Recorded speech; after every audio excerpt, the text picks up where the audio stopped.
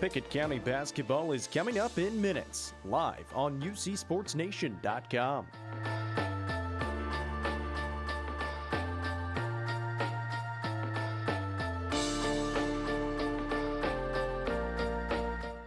It begins at a backyard hoop, a lonesome ritual of shot after shot after shot, more misses than makes. The game-winning shots from the back of the house or the edge of the driveway. The shots begin in the day and ends after dark, amidst the call of dinner's ready and just a few more shots, Mom. From that lonely hoop with the chain half off, a dream begins. The dream to join with neighbors down the street or across town, donning that jersey, the hometown high school colors, as the community cheers. The dream of a championship. It is the magic of high school basketball. From the lonely goal to a jam-packed gym and a big rivalry night. It is Pickett County Bobcats basketball.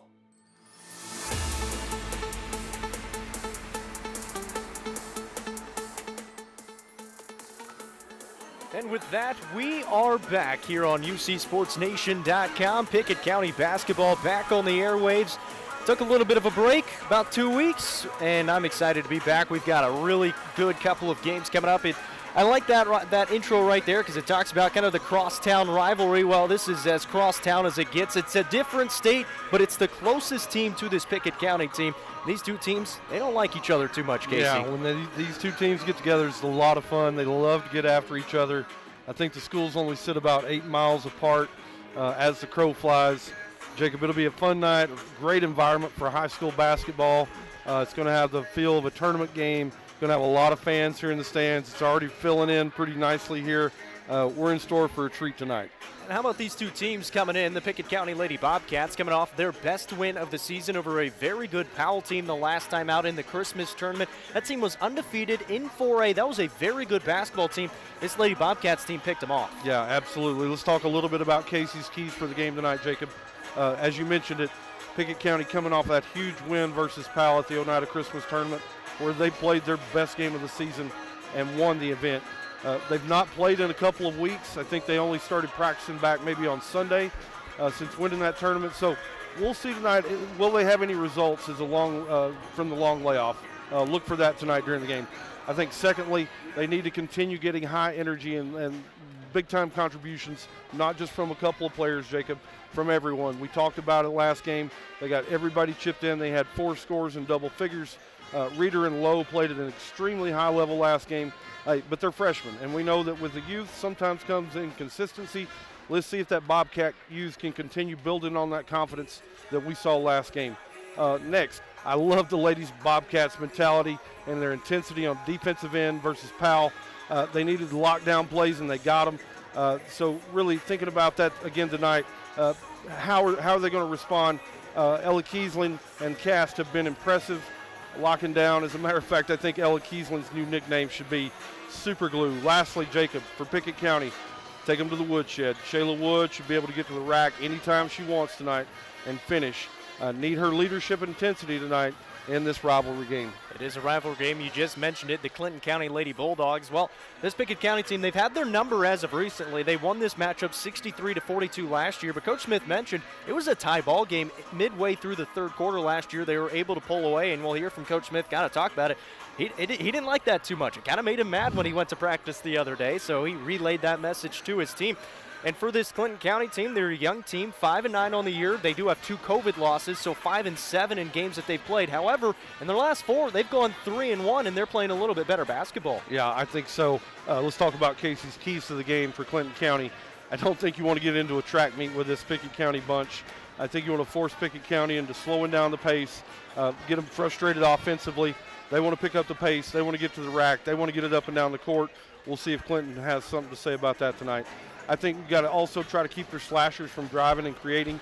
We know Shayla Wood can get to the bucket. We know Lowe can get to the bucket. If they're able to get to the bucket easily, Jacob, and defenses collapse, we know the spot-up shooters can knock down shots. I think lastly, they want to try to stay within striking distance in the fourth quarter. As we've mentioned a couple of times already, it's a rivalry game. Anything can happen in the fourth quarter, especially if the team's down single-digit points. So we'll look to see if Clinton County can keep it close, and who knows what will happen in the fourth quarter. These two teams only separated by about 8 to 10 miles right up Highway 111. And it's going to be a fun game here in Byrdstown. Pickett County taking on Clinton County. It's the border rivalry between Kentucky and Tennessee. That's Casey Bolden. I'm Jacob Vinson. We'll take a short break, come back, and head coach Brent Smith will break the ball game down for us. That's coming up next. This is the People's Bank Countdown to Tip-Off. People's Bank and Trust of Pickett County. Today, many families are looking for smaller homes, preferring quality craftsmanship and luxury amenities over square footage. Whether it's an empty nest or a desire to live a simpler life with less clutter, small spaces are in demand. Whatever you're looking for in a new home, People's Bank can arrange a home mortgage plan to meet your needs and fit your unique situation. People's Bank and Trust Company of Pickett County, investing in the future, one customer at a time. Equal Housing Lender, member FDIC. Time is money, and if your car's transmission is out of sorts, if your heating and cooling system is on the fritz, if your car will not start, it's costing you time. Pryor's Auto Spot gets it repaired, work done right, on time, and that puts money back in your pocket. And Pryor's has tires to keep you running. No need to go anywhere else. Pryor's Auto Spot, 8410 Highway 111. Save time. Schedule your repair job at pryorsautospot.com. Getting your vehicle repaired. Pryor's. Rolling toward tip-off. Pickett County basketball. The People's Bank Countdown to Tip-Off. Since 2007, Dale Hollow Exxon has been serving this community. That's a lot of buzzer beaters and great wins. Jason Meadows and the team at Dale Hollow Exxon love the Bobcats and are proud to support the team. On your way to the next game, swing in for a fill-up. Sandwiches, fresh baked goods, and delicious pizza for every Bobcat fan on your team. And of course, Synergy Supreme Gas from Exxon to keep your car running with the speed of the Bobcats. Dale Hollow Exxon. Refuel after every game at Dale Hollow Exxon. As Pickett County soars higher this year, so does Amanette Eagle Auction. When you need your property sold, there's not a better team to call. Amanette Eagle Auction has the knowledge, skills, and tools to get the most money for you and your family. Check out eagleauctions.com to find out more or to see information on upcoming auctions. You might find just what you're looking for. Thanks, Amanette Eagle Auctions. When you need to get it sold, call Amanette Eagle Auction. We soar higher. We'll go back here on Pickett County Lady Bobcats basketball, talking with head coach Brent Smith of the Pickett County Lady Bobcats. Coach, you're back after break. 12 days off you guys had after a huge win over Powell in the Oneida Christmas tournament. And obviously, we got to talk about that one. That Powell team, undefeated on the season. They were in 4A. You guys came in, and it was going to be a tough task. You beat them 69-65, and in my opinion, your best win of the season, probably the best win these girls have had this season. What'd you think of the game and how the girls played? Well, obviously it was a great win, and a championship, to add that to it. But, it was a quick turnaround, and maybe that's something we need to start doing more of. But, we bought into the game plan. It kind of worked as, they saw it was going to work, and kind of, we continued to stayed with it. And, the thing is, that also had a great player, and Trump, I believe it was her Trump or whatever her name. But anyways, we did a really good job on her. Got her frustrated, got the whole team frustrated, but just a complete team win, and that's the thing. And we had some bumps, no question about that. And I know Shayla got in foul trouble, and we kind of, survived that. And we didn't play really great, a couple of us, and even in the stretch we played well, and we stretched the lead out there, I think, 8 at halftime. And, you thought we was playing great. And I looked around, and I thought, we could play better, and I guess that's always a coach, you think you can play better. Well, it was a big win for you guys. You guys had some time to de-stress. You had 12 days off, almost 2 weeks off, Christmas, New Year's. What's the practice schedule been like for you guys? We just talked to assistant coach Rochelle saying you guys didn't even practice until Sunday. So I guess just kind of take me through what that process has been like, trying to get them back kind of in game mode. Well, just, the thing about it is it's always nice, to take a few days and just, especially after that. But I told the guys coming in on Sunday that after that we need to regroup here and refocus, and not just refocus, but at our goals. I mean, our goals are not high enough. After you play like that, your goals need to be, state tournament. I really feel like that, and young, old, whatever. But when you can play to that caliber, you should stretch your goals there. That's just my opinion. Well, you got a couple of things of practice getting ready for this game. Obviously, a big game for you guys. It's the border rivalry against Clinton County, and you guys have fared pretty well against them in recent years, but you got a brand new team. They've got a little bit older of a team this year. What do you know about this Lady Bulldogs team? Well, I know, they are talented. They've got a kid, a guard, Sutton, number 11. You guys will come to know. She's very talented, very athletic. She can score. The thing about it is they've been playing in Kentucky. You can play these kids when they're 7th grade, and a lot of these kids have been playing since they're in the 7th grade. So they've got some youth, but as they've been playing for several years, but they're still sophomores. They're probably their most talented. But they're down a player as well. They've got a kid with a broke hand, but they'll have some. They'll give us some troubles and things. Maybe a lot of zone. They like to play a lot of zone, and maybe it'll be something we're going to see down the line. So I think it'll be good for us. Lastly, Coach, we kind of talked about it. Coming off break, you guys have only practiced a couple of times. How do you try to instill some energy, or do you even have to in a game like this one? It's such a big rivalry game. Are these girls going to be ready for this game, or is it something where you got to make sure that they're up for it? Well, the thing about it is, for myself, I went back, and, of course, you get games. It's so easy to get scout games. But I went back and watched our game with them last year. It was tied up with midway through the third quarter.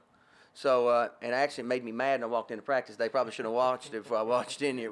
But anyway, but it's a rival. I mean, anything goes in rival games. So, you got to be ready to go. I think our kids are going to be ready.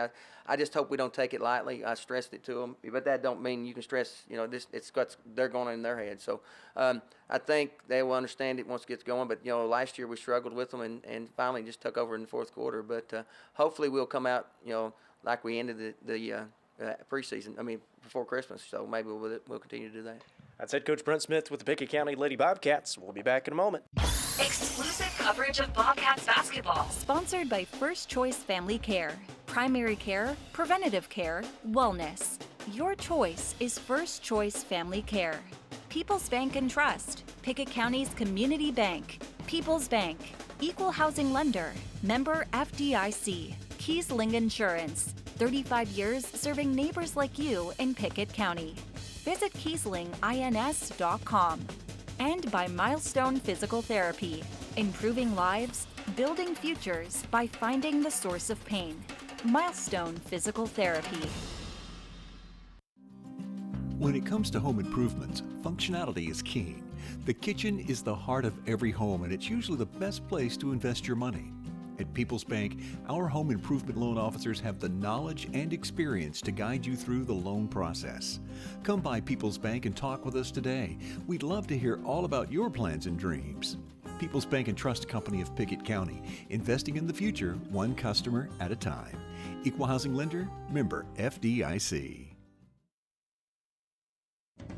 This is Emily Gibson, your Twin Lakes security sales consultant. The holiday delivery season is here. Know what's happening with Santa or the services that don't use reindeer with a high-definition camera system from Twin Lakes Security. With Twin Lakes, you can monitor deliveries in real time to ensure that your packages are safe and secure. Give me a call to talk about protecting your holiday deliveries and more at 931-528-2005 or visit us online at twinlakes.net. T insert number C-0026.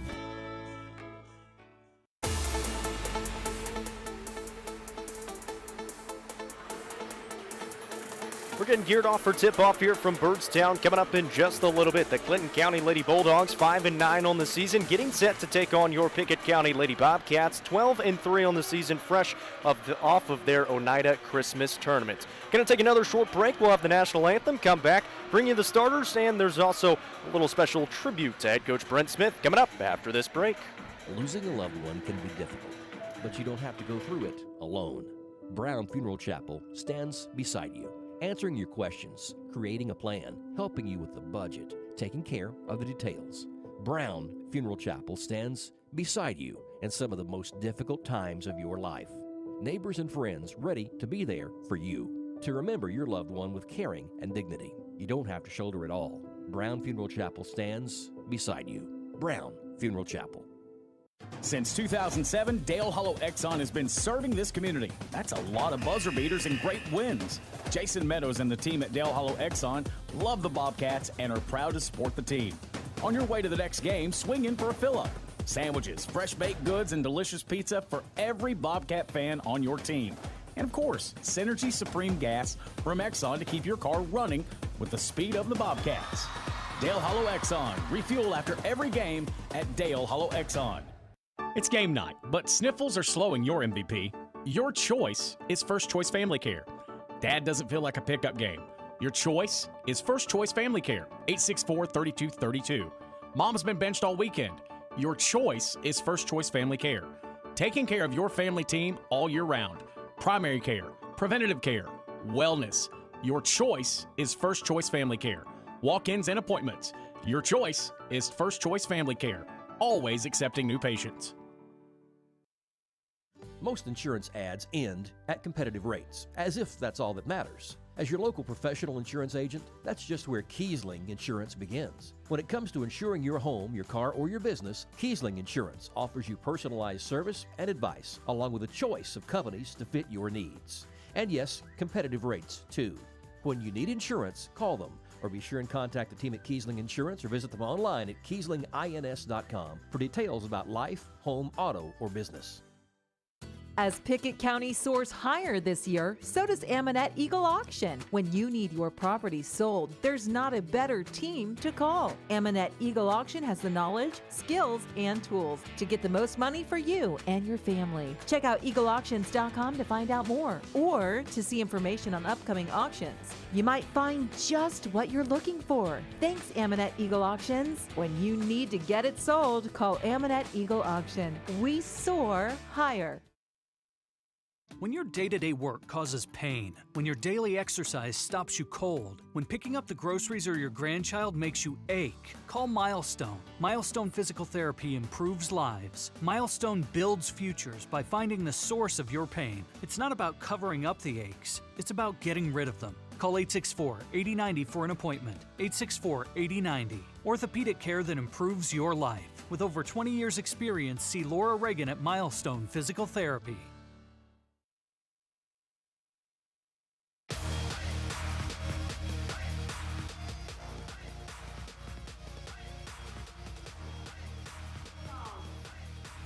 Welcome back here to Byrdstown as we're getting ready for the starting lineups, and they actually had two presentations. One that I was not aware of, Shayla Wood, 1,000-point score for this Lady Bobcats team. Yeah, and they also mentioned there's only about 30 kids in school history that have been able to accomplish that, Jacob. Says quite a bit about Shayla Wood. I'm sure she'll give credit to a lot of her teammates and her coach. Hey, she's an outstanding player. It's quite the feat for Shayla. Well, let's go through the starting lineups for both sides. For the Clinton County Lady Bulldogs, 5-9 on the season. They'll send out Mackenzie Cope, who wears the number 3. She's a senior guard.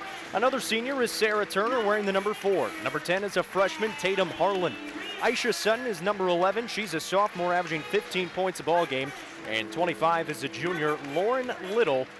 She will be round out the starting 5 for head coach Tim Moon's squad. On the other side for the Pickett County Lady Bobcats, no change for them. Don't fix what isn't broken. They're 12-3 on the season, fresh off the Oneida Christmas Championship victory. They'll send out Allie Amonette wearing the number 12. 13 is Ella Kiesling. Emmy Lowe wears 33. 34, Shayla Wood. And Callie Reeder is number 44. Casey, this Pickett County team, they got hot right before the season or the year turned around to 2022, and we'll see if they can keep it going tonight against their rival. When we first got involved with the program, you know, we came up, we talked to Coach Smith. He didn't really know what kind of program he was going to have. He's got a young ball club. I think we saw glimpses of really what they can do against that Powell team, Jacob. They can be explosive when they get all players contributing, working together.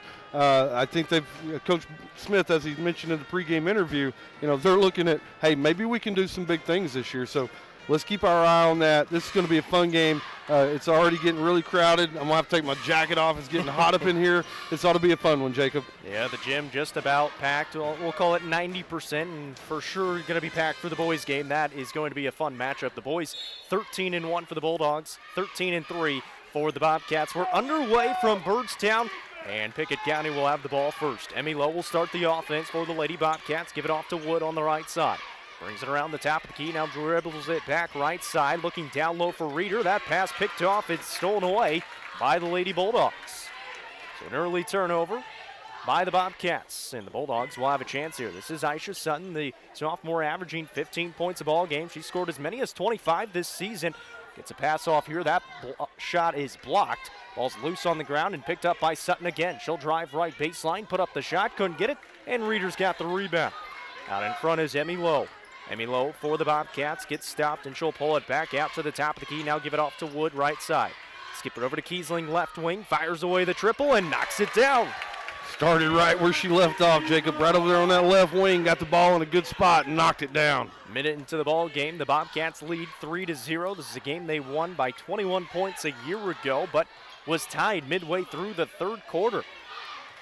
Bulldogs back with the basketball. That pass is hit out of bounds. Last touch by the Bobcats on the far sideline. And, well, we mentioned Shayla Wood scoring 1,000 points, but Coach Brent Smith also back against Red Boiling Springs on December 7th, picked up his 400th career victory. Yeah, that's really good. And, you know, we were in his office prior to the game and saw his 300 plaque, and that was in 2017.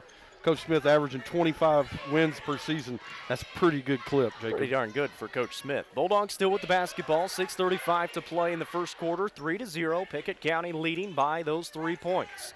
Mackenzie Cope going to try to start something here for the Lady Bulldogs. That pass is poked away by Lowe. She comes up with a steal, takes it to the other end, misses the layup. A fight for the rebound is picked up by Shayla Wood, and she gets fouled from behind.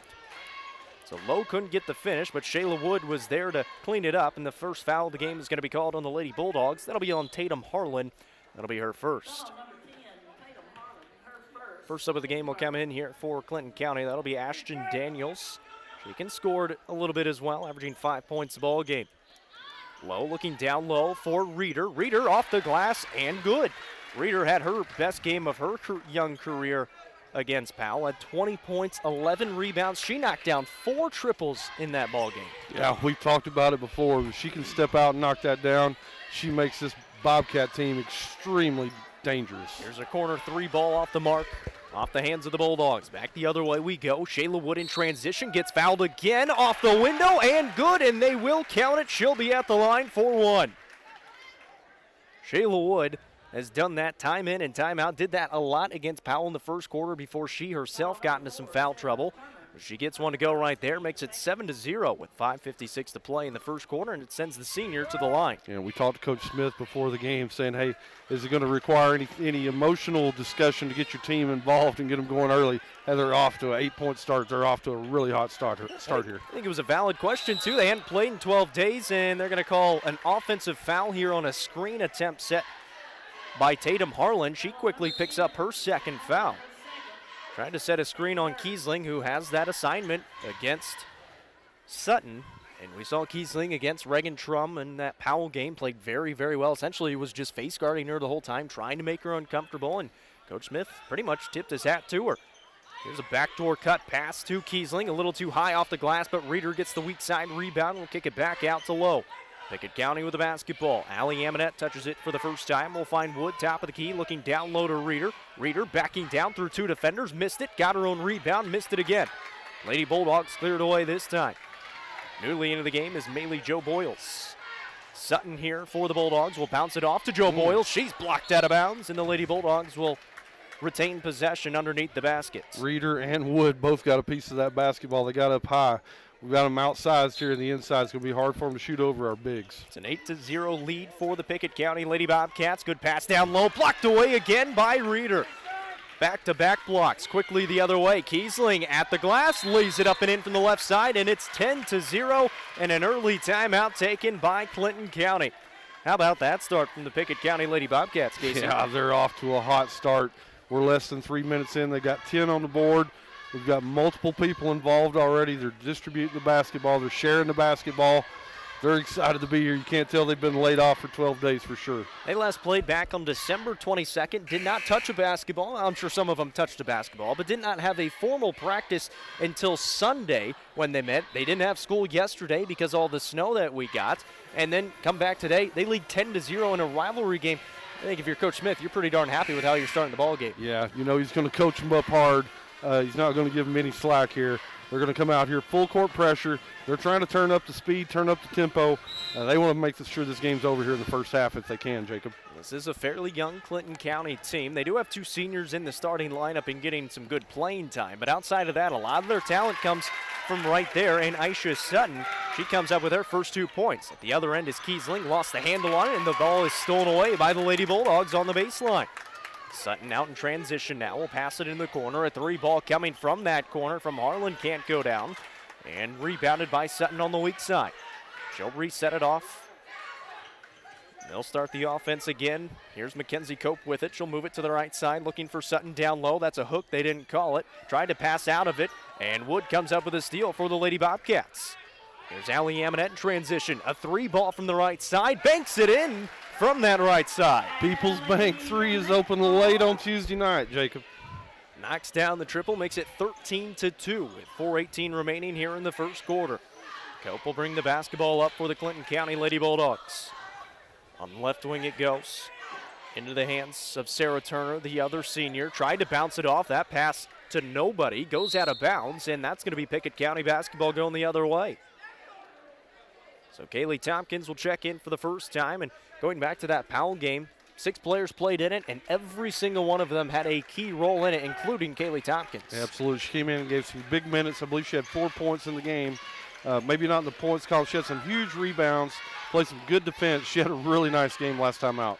Here's Callie Reeder on the right corner. Fakes a 3. Will pass over to Amonette. Will fire it away. She'll find the bottom of the barrel from the top of the key that time. She's got 6 points, and it's 16-2 with 3:40 to play in the first quarter.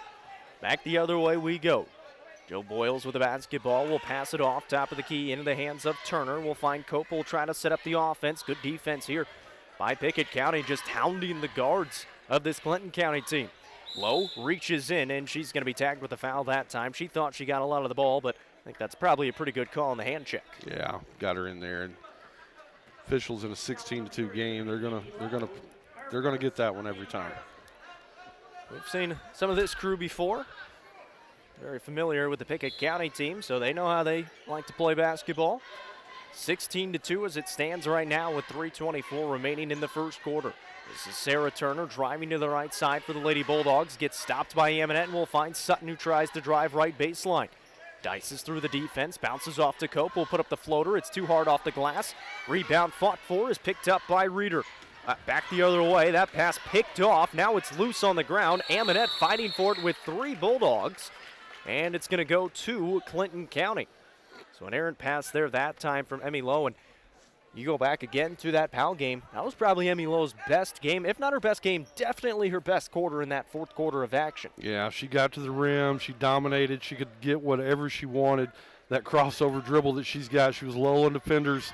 Boom, she blows right by them, gets to the rim, knocked a bunch of free throws down. Big game for her. Well, that time she threw an errant pass. It got picked off, and now it's Clinton County basketball. That ball's loose on the ground, and the defense trying to come up with it for Pickett County. Still loose and still fighting for it. Finally picked up by Clinton and then fouled hard by Allie Amonette, who went diving on the floor on top of Mackenzie Cope. Coach Smith loves that hustle right there. We got a loose ball that's jetting all over the court. Allie Amonette came diving in on top trying to get it. She wasn't able to. She got picked up a foul. Good hustle play. Well, we've got a physical game already in this one, just about 6 minutes into it, and usually that means the boys' game going to be very physical. Absolutely. 2:40 to play in the first quarter, a 14-point advantage for Pickett County. Sutton breaks the press, now trying to drive to the basket. Almost blocked away, missed the shot as it was altered. Mainly Joe Boyles couldn't get it on the putback, and rebounded by Callie Reeder. Up it goes to Tompkins. Good catch. Kick it out to Amonette. 3-ball right side. Off the mark. No good. What a pass from Tompkins down low, though. Was able to catch it and throw it back outside all in one motion. Yeah, really athletic play right there. She's kind of off balance. Was able to get it out there to Amonette. There's a 3-ball from the right side off the hands of Lauren Little that doesn't fall. Pickett County out in front again. Wood spin move. Gets to the middle of the lane. Too hard off the window. Couldn't get it to fall. She's the only player to not have scored from that starting group for Pickett County so far. It's 16-2. There's another 3 attempt from Little. That's no good. And rebounded by Callie Reeder. Pickett County with it again, over the top to Wood again. Gets to the middle of the lane, puts up the shot, can't get it to fall. We'll go back the other way again with Clinton County. 16-2, 90 seconds, and another turnover by the Bulldogs. Both teams look a little ragged and a little tired right here, Jacob. Tompkins brings it up, gets the middle of the lane, puts up the shot, and banks it in. And I said Wood hadn't scored. She actually has 3 points. Emmy Lowe is the only player to not have scored now for Pickett County. 18-2, 1:15 to play in the first. Sutton will bring it up, throw it into the high post for Boyles, kick it back out left wing, fake a shot by Daniels, and then throw it in the corner for Little. Reverse it off to Cope, top of the key. She'll dribble it with her right hand and pull it back out towards half court. Finds Sutton. Ella Kiesling and Kylie Aaron getting set to check in here for Pickett County at the next dead ball. 50 seconds to play. Sutton, a little floater in the lane, doesn't fall. And Amonette, a good box out and a rebound. She'll clear it away. Up it goes to Wood on the left baseline. Kick it back out to Amonette. Had a shot, but doesn't take it. There's 40 seconds on the clock. They'd rather have the final shot going into the second quarter. Yeah, you can tell, you mentioned it, a lot of these girls look tired, and I think that's a lot of the reason, too. They didn't want to run back down the court. They want to take the final shot so they can get a rest here, take the shot, and then go. Well, Lowe's going to go to work here. Tompkins underneath the basket will find Reeder in the lane. 18 seconds still. Lowe going to try the triple from the right side. Doesn't fall. Fighting for her own rebound. Falling out of bounds, and it's going to go to the Lady Bulldogs. And Coach Smith just pointing to the clock and yelling clock. Yeah, he didn't like that possession. Trying to get the last shot. Lowe had an open look. She took it. Wasn't able to knock it down. So 12 and a half seconds here for Clinton County. It's 18-2.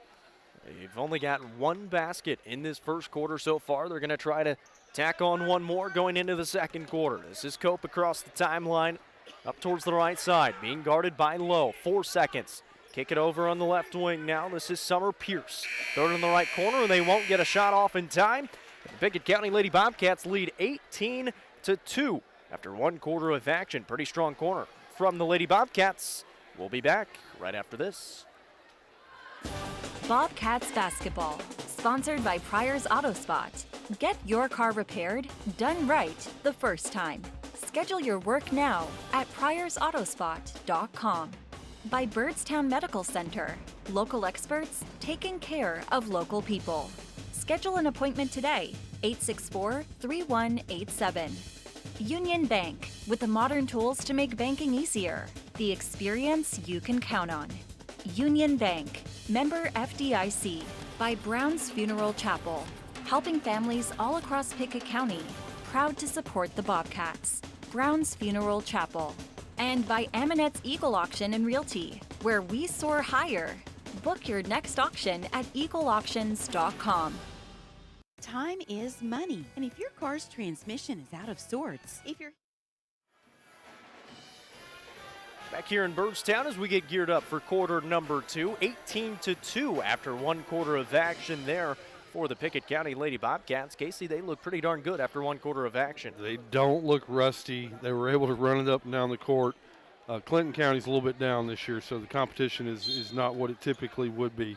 But Pickett County had an excellent first quarter as they come back out of the Christmas and New Year break. They get ready for quarter number 2, leading by 16 points. They'll have the basketball first. This is Ella Kiesling in the corner, taking a triple. It's off the mark, no good. Wood skiing for the rebound, can't come down with it. Back the other way we go. That one high off the glass and no good from the Bulldogs. And a fight for the rebound. Kiesling's got it again. It's one on the rest of the team. Gets to the basket, lays it in with the foul. What a finish for Ella Kiesling. She'll be at the line. Ella Kiesling, coast to coast. She got a loose ball, dribbled it all the way the length of the court, took some contact, was able to get it to go down. Really nice play. Great finish right there by Ella. Summer Pierce is going to pick up her first foul and the team's third for Clinton County. At the line is Kiesling. She will knock down the free throw. 2 for 2 from the stripe are the Lady Bobcats here in the early going. It's 21-2.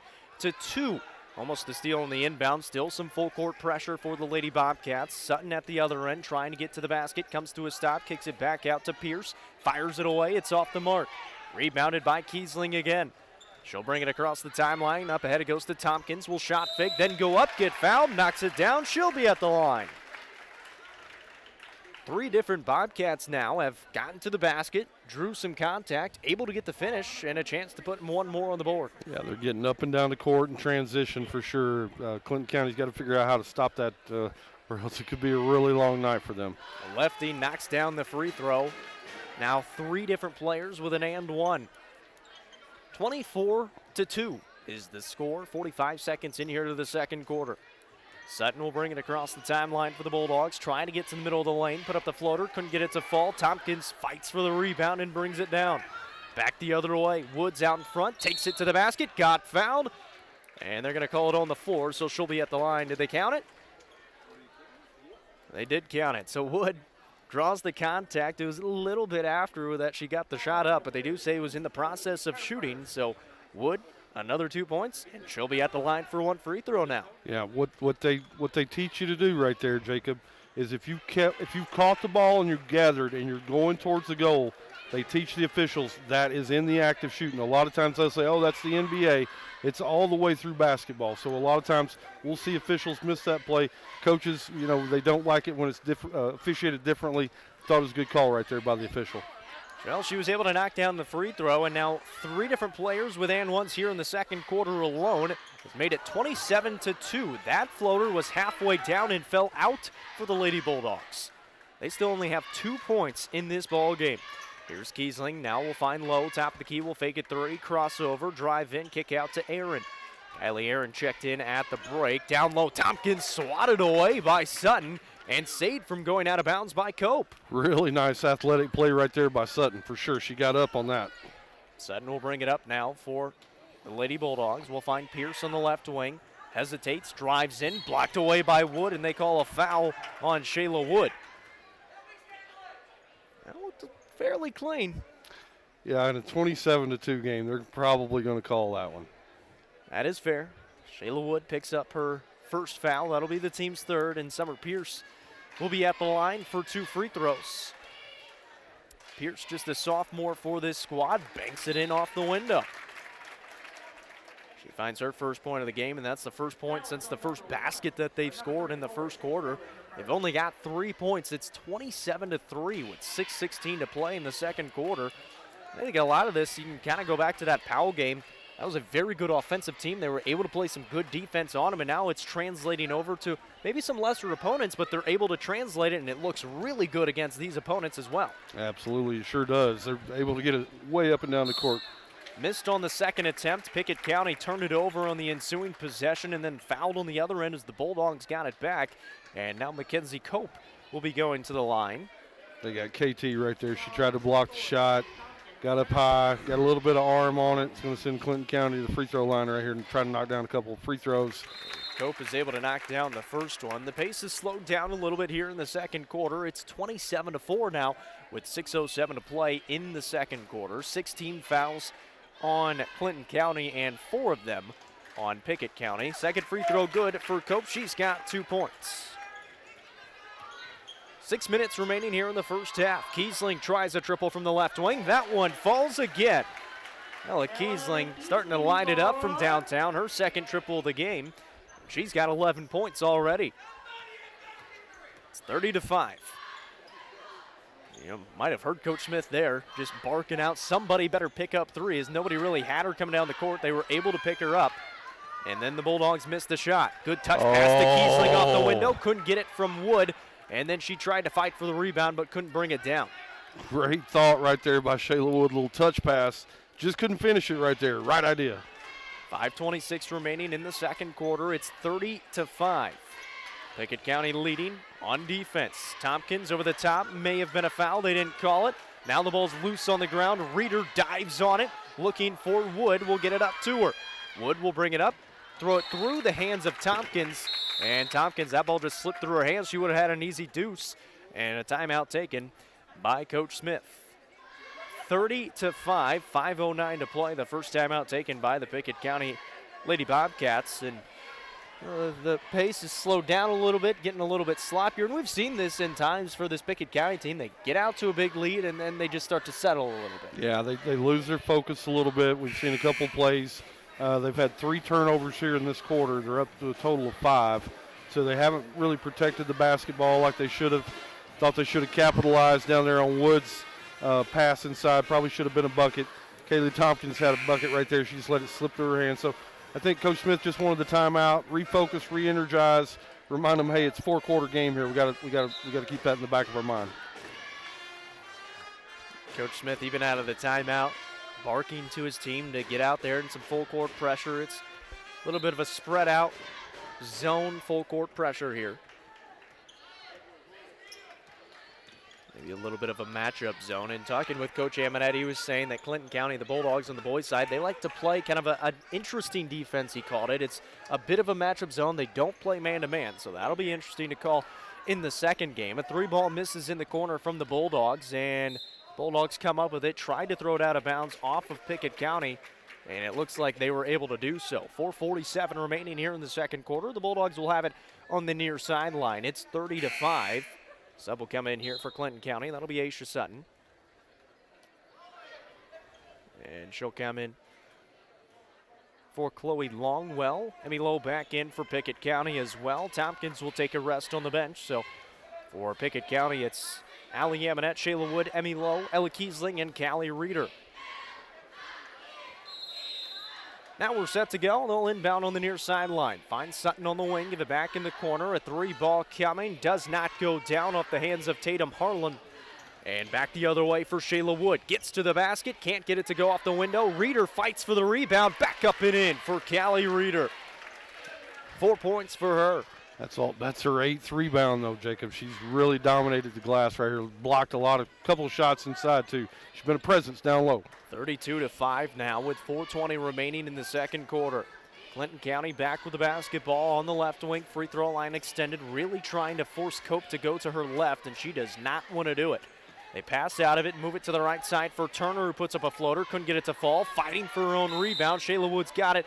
And almost have to call that foul that time. Was trying to fight for it was Turner. Wood was able to take the contact, but they call the foul, and that's going to be one in bonus coming here for Shayla Wood. So Turner picks up her first, team 7th. Foul number 4, Sarah Turner, her second. It's actually her second. And that'll send the senior to the line. Mentioned it a little earlier on, but the boys' game sure to be a very good one. This Clinton County Bulldogs team actually just fell in their first game of the season. They played over in Las Vegas in a prep championship over there. Played very well. They picked up 3rd place against a couple of really good opponents, ended up falling to the eventual champion of that tournament. That Bulldogs team has got a good squad. Yeah, they don't just invite anybody to come out and play in that Las Vegas tournament. You got to have a pretty good resume just to get in the event, so I'm looking forward to that. It's going to be a fun game to see how they play. Shayla Wood knocks down both free throws, and then Emmy Lowe comes up with a steal on the other end, but turns it subsequently back over to Sutton. Bulldogs with the basketball. Cope blocked away by Lowe. Lowe's got it, lost it. Sutton steals it away, puts up the shot, and is fouled by Lowe, and Sutton will be at the line. Just kind of a weird sequence there for Emmy Lowe. Just kind of caught herself underneath the basket. Had the ball for a second, then was poked away, and was just kind of in the wrong place at the wrong time. Sutton will be at the line. That foul is called on Emmy Lowe. That's her second. Sutton knocks down the first. She's got 3 points so far, and again, they're doing a good job on her defensively. She comes into this game averaging 15 points. So just a couple of games ago, she had 25 against McCreary Central in a win, 61-40. Pretty good defense, though, by the Lady Bobcats, Jacob. They've only given up 1 field goal in the first half so far with 3.5 to go. This is a team that averages about 44 points a game. They've only got 7 right now. Amonette at the other end misses on her putback attempt. And the rebound cleared away by the Bulldogs. It's 34-7 with 3:26 remaining in the first half. Here's a good pass into the corner. No good from Little, but rebounded on the weak side. This is Harlan with it. She lost it and stolen away by Reeder. Lowe's out in front now for the Lady Bobcats on the right side. Picks up her dribble, find Reeder. She'll try the triple, fly it away, a little bit short, no good, but Wood is able to get the tip-out rebound to Allie Amonette.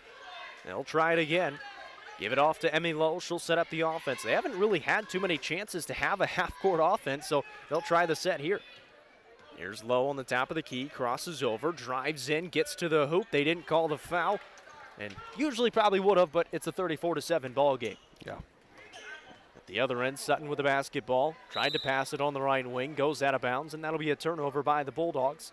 We'll go back the other way. I think that might have been the discussion there from the referee and Coach Smith. And a timeout is taken by Clinton County again, another 30-second one, so we'll keep it right here. 2:39 remaining in the second quarter, already 34-7. And again, this Clinton County team, they've got 5 wins on the season. They've beaten some pretty good teams, and they've got some talent, but Pickett County just locking the doors down on the defensive side of the ball. They've come up here and ran right into a buzzsaw tonight. Pickett County came out ready to play. Players are focused. They're getting up and down the court. They're altering shots on the defensive end. They're getting after it defensively. They're locked in right now, ready to play. It was 10-0 before Clinton County was even able to get on the board. They only had 2 points in the first quarter. They've only scored 5 here in the second, and there's only 2:39 left to play in this second quarter. Here's Reeder on the left wing for the Bobcats out of the timeout taken by Clinton County. Amonette will have it off a curl screen, move it to the right side for Kiesling. Kiesling picks up her dribble, pass off to Amonette, who reverses it over to Lowe near half court. Lowe waiting for the double screen to be set, doesn't use it, runs out of her shoe, and now she's dribbling around with one shoe on, and they're actually going to stop play. And I think Coach Smith took a timeout just so she could get her shoe on. That's all he wanted. Yeah, the official. So they might have just given him officials timeout. Yeah, there. the official came in there. Coach Smith was going to take the timeout. The official saw what was going on. He took an official's timeout, so Coach Smith wouldn't have to burn the timeout. It was the right thing to do. 34-7, 2:11 to play here in the second quarter, and Pickett County will have the ball back after Emmy Lowe was able to get her shoe back on. Looking for a screen, doesn't use it. Passes off to Kiesling. She'll take another triple, that time a little bit deep and rebounded by Clinton County. Harlan will give it up to Little on the right corner, and finally knocks one down from deep. Lauren Little with a triple. Coach Smith don't like that. There's nobody that came out to even think about Gardner. She's wide open. You can expect to hear about that one at halftime. Amonette out near half court, setting up an offense. Will pass off to Emmy Lowe with 1:35 on the clock here in the second quarter. 34-10 is the score. Lowe kind of dribbling around out near half court. Now we'll get a screen looking down low for Reeder. Got position, puts up the shot, missed it, and rebounded by the Lady Bulldogs and then hammered by Emmy Lowe. She's going to pick up her third foul right there. That was Ashton Daniels who was going for the basketball. Lowe tried to pick off the pass and got there a little bit late. Ran into the back of Daniels and gave her a pretty good hit for her third foul. She'll come out for, my guess, is the remainder of this first half. 34-10 with 1:19 to play here in this second quarter. Blocked away by Tompkins at the other end. Cope had the shot, and then Reeder falls to the ground as she had the ball in her hands. So that's going to be an unfortunate turnover and a travel by Reeder, and it'll stay with Clinton County underneath the basket. Cope will take it out alongside the left baseline. Looking to throw it in. We'll find out near half court. Off to Sutton with 1:09 on the clock here in the second quarter. Sutton will dribble it out near half court with the left hand, move it to the right side. Looking for a backdoor screen. Now is just going to drive in on Reeder, get past her, put up the shot, but it wasn't good. Amonette the rebound. Up ahead it goes to Shayla Wood, who catches it, comes down with it, gets fouled. She'll be at the line again, this time for 2 free throws. Jacob, we've talked about it many, many times this season. Shayla Wood has got excellent body control. She gets the defender up in the air. She's almost able just to hang in the air while she's drawing the contact. She's still strong enough to be able to get the finish, at least get a shot on the rim. She's got excellent upper body strength for sure. Has not missed a free throw yet. She's a perfect 5 of 5 from the stripe, and that was a big thing back in that Powell game. They hit almost all of their free throws in that game. Emmy Lowe went 8 of 10 in the fourth quarter alone in that ball game from the free throw stripe. Knocks down the second one, makes it 36-10. Under 50 seconds to play in the first half. This is Daniels driving on the right side, short on the floater, rebounded by Sutton. She misses. It was altered by Reeder again. Amonette out in front now for Pickett County. Pass off to Tompkins, fakes the 3, now drives in left baseline, blocked away by Sutton. Great body control and was able to pick it off. She'll take it out in front now and pass it off to Daniels, who will get to the basket. Blocked again by Reeder. It's a block fest so far here in Byrdstown. Across the timeline, Pickett County will have a chance to take it into the half. 14 seconds. Now 10. Wood, top of the key, gets past the defender, middle of the lane, off the window, no good with 5 seconds, but it got her own rebound. Out to Amonette, fires the triple, no good, 2 seconds. Loose on the ground, and that will do it. Little scrum for it at the end of it. But they get up and they're able to walk it off. 36-10. The halftime score. The Pickett County Lady Bobcats, a strong first half showing against their rivals, Clinton County. We'll take a short break, come back, and break it down for you. Competitive rates, as if that's all that matters. As your local professional insurance agent, that's just where Kiesling Insurance begins. When it comes to insuring your home, your car, or your business, Kiesling Insurance offers you personalized service and advice, along with a choice of companies to fit your needs. And yes, competitive rates, too. When you need insurance, call them, or be sure and contact the team at Kiesling Insurance or visit them online at KieslingINS.com for details about life, home, auto, or business.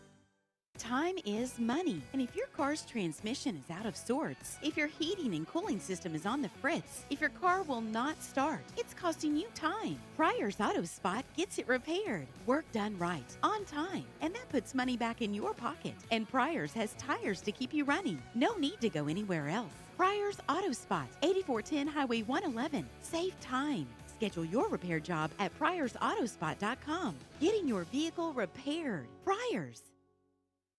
As Pickett County soars higher this year, so does Amanette Eagle Auction. When you need your property sold, there's not a better team to call. Amanette Eagle Auction has the knowledge, skills, and tools to get the most money for you and your family. Check out eagleauctions.com to find out more or to see information on upcoming auctions. You might find just what you're looking for. Thanks, Amanette Eagle Auctions. When you need to get it sold, call Amanette Eagle Auction. We soar higher.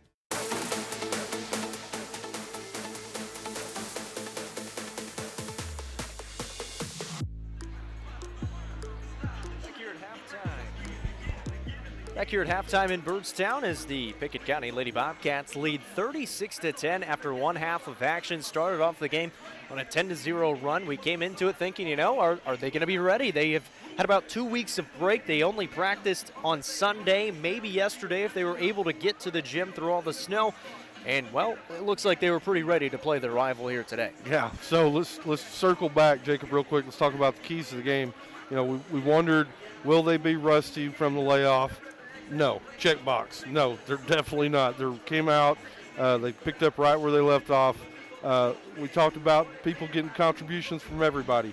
I believe everybody is in the scorebook now that's gotten the game and played, maybe except for Kylie Aaron, but got good distribution of scoring.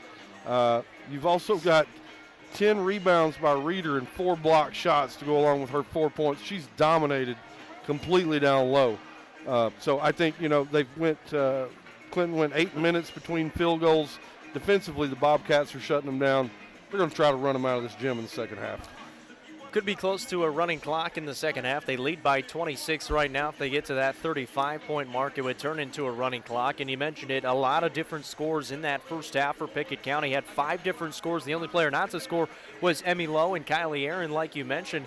6 points for Allie Amanette, 11 for Ella Kiesling. She's the leading scorer. 10 for Shayla Wood, and a lot of those have come at the free throw line. She is actually 6 of 6 from the charity stripe in the first half. 4 points for Callie Reeder and 5 for Kaylee Tompkins. So a very strong both defensively and offensively for this Pickett County team. On the other side, they held Clinton County to just 10 points in that first half and only 2 field goals. 2 points for Mackenzie Cope, 4 for Aisha Sutton, 3 for Lauren Little, and 1 for Summer Pierce. So a very, very good start for this Pickett County Lady Bobcats team. We'll take a short break, come back, and we'll try to get some scores from around the area as well at halftime as we take a check of the UC Sports Nation scoreboard. That's coming up in just a little bit.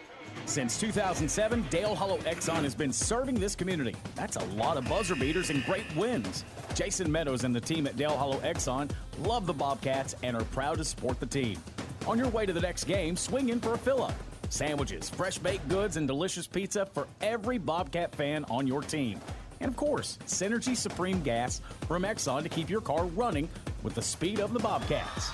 Dale Hollow Exxon. Refuel after every game at Dale Hollow Exxon. When your day-to-day work causes pain, when your daily exercise stops you cold, when picking up the groceries or your grandchild makes you ache, call Milestone. Milestone Physical Therapy improves lives. Milestone builds futures by finding the source of your pain. It's not about covering up the aches, it's about getting rid of them. Call 864-8090 for an appointment. 864-8090. Orthopedic care that improves your life. With over 20 years experience, see Laura Reagan at Milestone Physical Therapy. Losing a loved one can be difficult, but you don't have to go through it alone. Brown Funeral Chapel stands beside you, answering your questions, creating a plan, helping you with the budget, taking care of the details. Brown Funeral Chapel stands beside you in some of the most difficult times of your life. Neighbors and friends ready to be there for you, to remember your loved one with caring and dignity. You don't have to shoulder it all. Brown Funeral Chapel stands beside you. Brown Funeral Chapel.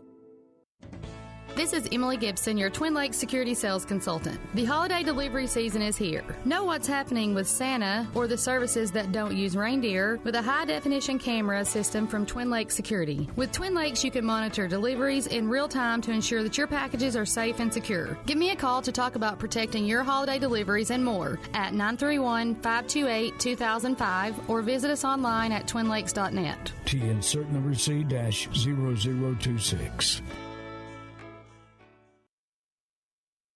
117 years of serving the Upper Cumberland. Not many businesses can say that. Union Bank can, and yet Union Bank keeps changing to meet the needs of today. Mobile banking, text banking, you pay bills, Union Bank makes your life easier. And when you want to dream a new home, a new business, new car, local people sit down with you to make it happen. Union Bank, Highway 111 Birdstown, also Jamestown and Clark Range. Years of service, modern tools to be your bank. Union Bank, member FDIC, equal housing lender.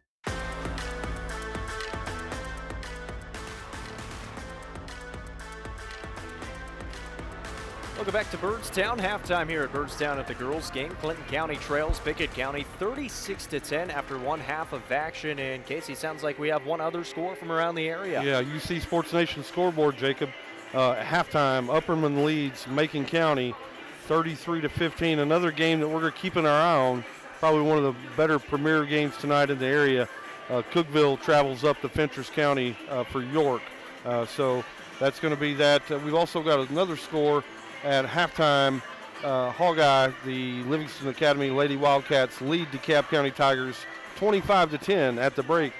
Jacob, that's the UC Sports Nation scoreboard. Back to you. 2:50 to go here in this first half still. In Casey, we can break down the boys game a little bit. There's a lot to talk about, and we'll focus on this Pickett County team. They went down to Florida recently. You got to go down there with them. You got to cover the games. They went 3-0 in those games, and it sounds like defensively they've picked it up a little bit. Yeah, that was what I was most impressed with, Jacob, especially in that last game. They just decided they were going to get after it defensively. I thought they were gritty and tough. They've probably strung together what I would consider the best 2 quarters of basketball that they've got to play so far this year. We'll talk a little bit about it in the Casey's Keys, but really got out into passing lanes, turned up the intensity on the defensive end. It led to a lot of really easy buckets. So, yeah, they're playing their best basketball right now. I really thought it was a great tournament. Got to face some really good competition. It was, as we talked to Coach throughout the week, it was also a great opportunity for some team bonding that was going on. One thing that Coach Eminette told me while we were down there is, teams that have fun together are teams that can win together. So they had a great time, had really good effort. It was a very well-run tournament. Facilities were good. The officiating was great. The tournament staff was very complimentary of all the teams that were there. It was a really fun time. I was glad to have the opportunity to go down and participate. It sounded like a really positive experience for pretty much everybody involved, and especially the players, and kind of get them in a little bit of that tournament atmosphere. Obviously, they had that Oneida Christmas tournament. They took 3rd place in that, and maybe a little bit left to be desired after they fell to Powell. And I talked to Coach Ammon, and we'll hear from him in the pregame saying, we scored 71 points. We felt like we should have won that game defensively. We just didn't play well enough. They were able to change some things. And we'll see. They're going to have a really good test against this Clinton County team here tonight. Yeah, it'll be a really fun game. I'm anticipating it'll be an up-and-down game, really high energy, high pace. Look for probably a score in the 70s if I was guessing. Both teams really want to win this. This is always a great feather in your cap. It's a great win on your resume. Hey, it's bragging rights, too. We know these kids, they're 8 miles apart from their school. We heard early in the, outside talking to some fans, they get together at somebody's house. It's got an outdoor court and all the kids from the area. So these kids know each other. They know each other's families. They just live on different sides of the border in terms of Tennessee and Kentucky. It's going to be a great time. I'm excited to be here. It's my first time getting to experience this game, and so I'm really looking forward to it. Well, think about this, too. If that border wasn't there and these two high schools joined, their boys basketball team would probably be one of the best in both Kentucky and Tennessee. Yeah, they'd be loaded, no doubt. We're just about ready for second half action here between Pickett County and Clinton County, as there's only about 5 seconds left for this Pickett County Lady Bobcats team. They scored 36 points, held the other team to 10. What do you look to see for them to maybe try to improve on in this second half? Yeah, they're going to try to take care of the basketball a little bit better. Ended up with 7 turnovers. I'm sure Coach Smith talked about that.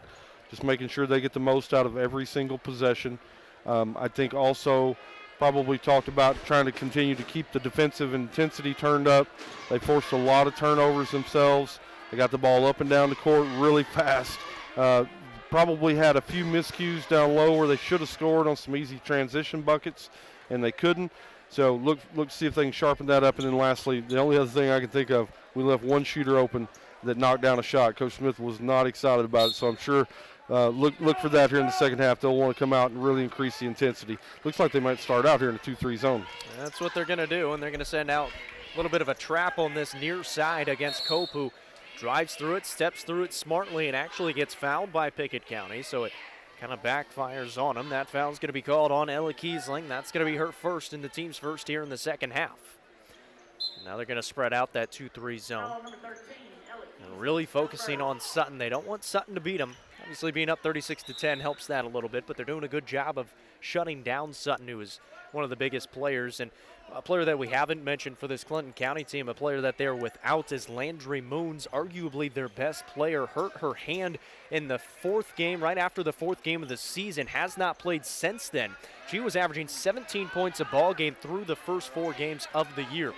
Shot missed by the Bulldogs, rebounded by Reeder. At the other end, Kiesling gets blocked away, and the Bulldogs will have it back again with 30 seconds in here to this third quarter. There's a kick-out pass. That pass poked out of bounds. It's going to stay with Clinton County underneath. Actually, they're going to put them in the corner, the toughest spot to inbound the basketball. Kind of right in front of their bench and next to the baseline. Throw it into Sutton. Will try to set up an offense. Down in the post, a little wraparound shot off the glass, no good, and rebounded by Reeder. Back the other way, Emmy Lowe's out front. Good pass up to Shayla Wood, draws some contact and puts it up and in for the 2 points. Shayla Wood with 12 points now, and she just keeps the beat going. Yeah, taking them to the woodshed. There's a foul out front. Emmy Lowe had 3 fouls in the first half, just picked up her 4th. She was out near half court on that one, just trying to really kind of get into Mackenzie Cope. And I've seen that multiple times this year where Emmy Lowe has a really, really good game and then has games like these where gets into some foul trouble. Either it's just being too aggressive or maybe a little bit nonchalant. Yeah, we talked about it a little bit in the pregame. You get high-level play from freshmen. Can they do it consistently, right? So Emmy's over there. She's trying to figure that out right now, how to play at that high level each and every possession, each and every game. Cope at the other end can't connect on the shot, and Allie Eminet has the rebound for Pickett County. Here's Kiesling, top of the key, fires away the triple. That one high in the air, couldn't get it to fall after it hit the iron. Clinton County back with it. Sutton bringing it up the court, gets the middle of the lane, comes to a stop, kicks it out. A 3-ball coming from Harlan goes down. Tatum Harlan scores for the first time for Clinton County. It's 38-13. 6:20 to play in this third quarter. Shayla Wood on the top of the key will find Kiesling, will fake a 3. Now she'll penetrate, put up the floater. It's too hard off the window. Reeder, the weak side rebound, though, for Pickett County. Give it back to Wood. She'll try to penetrate again, and no good off the window again. A little too short that time. Bulldogs back with it. Right side, 3-ball again from Harlan, and that time a little bit too short and a good box out for Callie Reeder. She'll clear it away to Allie Eminet. Will find Shayla Wood. Skip it back to Reeder, top of the key. Now bounces it down low to a cutting Wood, off the window, and good. Really nice pass by Reeder right there. She got her the bounce pass. If she tried to chest pass it in there, she's going to get it picked off. Really, really nice play. At the other end, Sutton got to the basket. It was blocked by Reeder, but they called a foul on Pickett County, and that is going to be called on Callie Reeder. That's going to be her first, and it sends Aisha Sutton to the line for 2 freebies with 5:37 remaining here in the third. First free throw, no good from Sutton. She's got 4 points so far in this ball game. A talented sophomore guard who is averaging 15 points a ball game. Really doesn't shoot the three a whole lot, so she gets a lot of it inside that perimeter. Has only taken about 8 triples on the season. Missed both free throws there, and on the season, she's about a 61% free throw shooter. So going back the other way, Pickett County with it, leading 40-13. Down low to Tompkins. The right-handed shot from the right block is good from the lefty. Kaylee Tompkins switching hands. Very nicely done right there. Another good pass by Reeder, too, to get her open. 42-13, 5:10 remaining in the third now. Pickett County leading. Clinton County going to try a triple from the top of the key. A deep one doesn't go down. And a good box out and rebound for Kiesling. Kiesling thought she got pushed. They didn't call it. And now Clinton County going back the other way. This is Cope on the top of the key. She'll penetrate, bounce it down low, and the pass is picked off by Reeder. Shayla Woods out in front with nobody on her. Gets hammered by Sutton, goes into the cheerleaders, and she'll be at the line for 2 shots. Sutton got every bit of her foul on that time. She definitely got her money's worth. Yeah, I know it's coming. Sutton picks it up, and a full timeout is going to be taken here by Clinton County. After him, we'll have free throws coming up right after this. Since 2007, Dale Hollow Exxon has been serving this community. That's a lot of buzzer beaters and great wins. Jason Meadows and the team at Dale Hollow Exxon love the Bobcats and are proud to support the team. On your way to the next game, swing in for a fill-up. Sandwiches, fresh baked goods, and delicious pizza for every Bobcat fan on your team. And of course, Synergy Supreme Gas from Exxon to keep your car running with the speed of the Bobcats. Dale Hollow Exxon. Refuel after every game at Dale Hollow Exxon. As Pickett County soars higher this year, so does Amanette Eagle Auction. When you need your property sold, there's not a better team to call. Amanette Eagle Auction has the knowledge, skills, and tools to get the most money for you and your family. Check out eagleauctions.com to find out more or to see information on upcoming auctions. You might find just what you're looking for. Thanks, Amanette Eagle Auctions. When you need to get it sold, call Amanette Eagle Auction. We soar higher.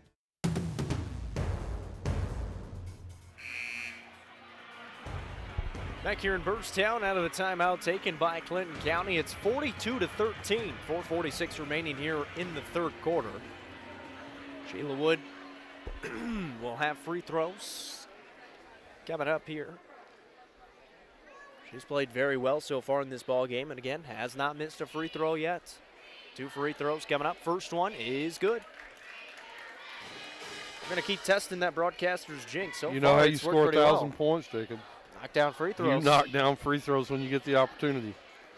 Well, she missed the second one, so I guess the jinx came true that time. 43-13. It's a 30-point advantage for Pickett County with 4:40 remaining in the third. There's a kick-out pass to Lauren Little, who takes the triple. Couldn't get it to fall. Rebounded by Ella Kiesling. Kiesling looking ahead and finding Wood. Wood on the right side, puts up the jumper from the elbow. Can't get it to fall. Into the hands of Amanette. Left wing it goes to Tompkins. We'll kick it back out to Kiesling. She'll take the triple. She'll knock it down. Ella Kiesling with 14 points now. Her third triple of the ball game. And makes it 46-13 with 4:05 remaining here in the third and just a bucket away from that running clock. Sutton on the right block will bounce it off. Shot from Harlan is no good. Fighting for the rebound is Reeder, and Reeder able to rip it down for Pickett County. It's her 15th board, Jacob. On the baseline for Shayla Wood. Kick it off to Amanette, and we'll find Reeder top of the key. Move it right side for Kiesling, and he mentioned 15 boards. She's gotten into double figures in the rebounding category quite a few times this year, and she's only got 4 points in this ball game, but getting the job done down low, ripping down rebounds. Amanette gets stopped on the right wing, looking for some help. Trying to get her a touch right here. Well, they get it to her. She fires the shot away, but couldn't get it to fall, and upset with herself as she couldn't get it to fall from the elbow. 46-13, 33-point advantage. Little takes the three, trying to cut into that lead. Rebounded by Sutton on the miss. Tried to bounce it off, and it's stolen away by Reeder again and ripped away as Sutton kind of got in there. They called a foul on Reeder? They did.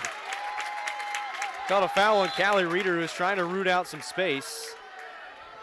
And kind of, I guess they're going to say she threw an elbow around. She'll be tagged with a foul, and Clinton County will have it underneath the basket. Reeder with a bit of a wry smile on her face. She's been fighting down low all night long. That time doesn't get away with it. And then Tompkins, they actually called over and back. Looked like Tompkins kind of got into the body of Ashton Danielson. Maybe a bit of a makeup call. Do they do that? No, I don't know. That's your expertise right there. So Pickett County will have the ball back after the over and back call on Clinton County. 46-13. Kaylee Tompkins with it. Pass off to Amonette. Will drive it to the right side, pull it back out to half court, and Coach Smith just telling him to spread out. Run the motion offense. Kiesling on the right side, trying to penetrate, gets the middle of the lane, kicks it out to Tompkins. Tompkins has a lane, gets to the basket, missed it, got her own rebound, but was too deep on the putback. Boyles out in front for Clinton County. Good straight-up defense for Reeder, and Reeder comes up with a steal again. Tell you what, Callie Reeder played very well defensively in this ball game so far. Kiesling going to try the triple, missed it a little bit deep, a long rebound, finds the hands of Allie Amonette. Wood drives in, had Reeder wide open in the corner, still open, nobody found her, now they get it to her. She'll take the triple, can't get it to fall, but Wood, the offensive rebound, back up and in.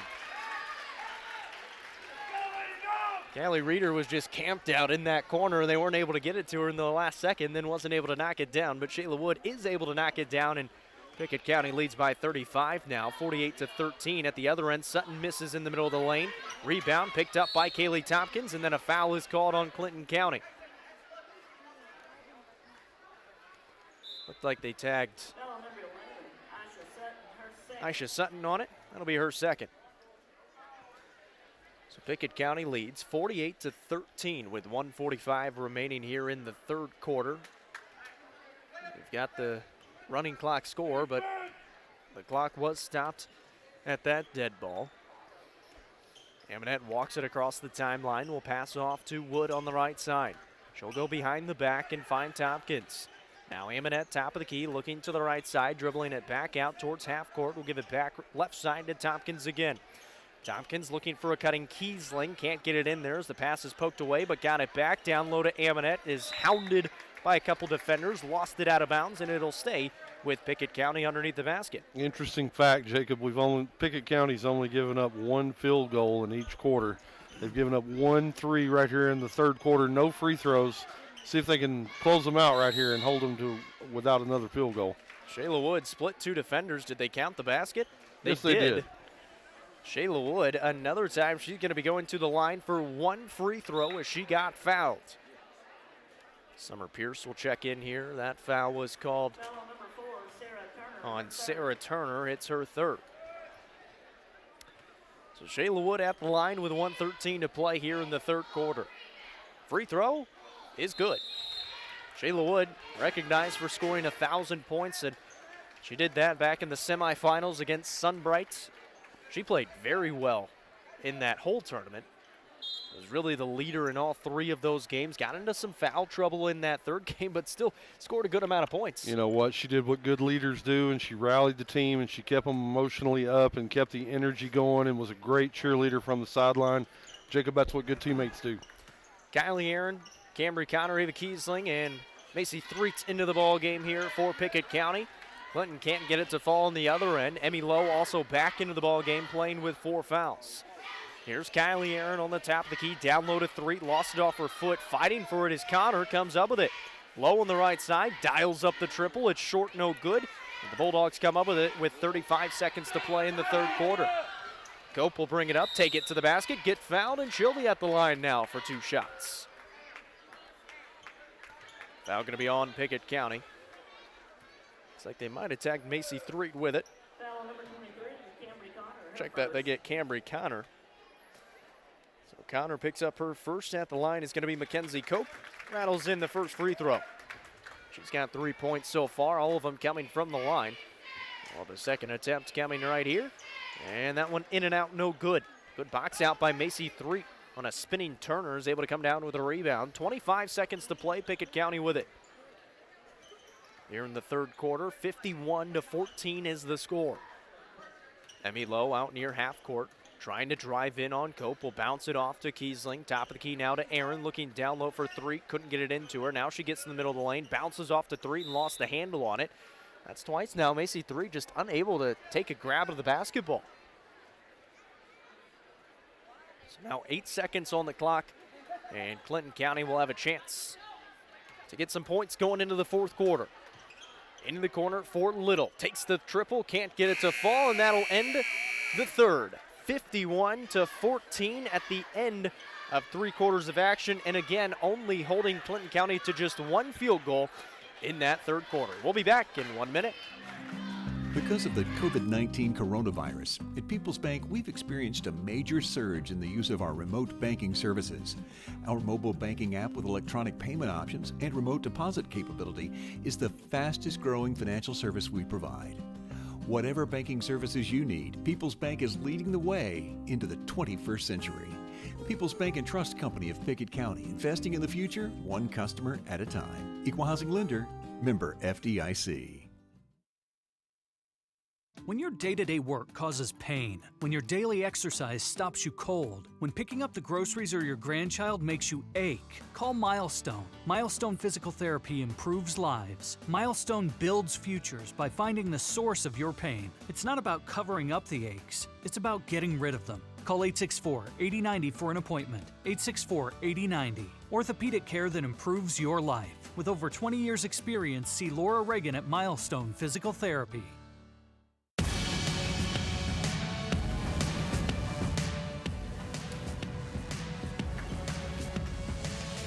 Fourth quarter about to get underway here from Burtstown. Pickett County leads it 51-14. So that means the rest of the players on the court for Pickett County: Kylie Aaron, Cambry Connor, Macy Threet, Ava Kiesling, and Emmy Lowe.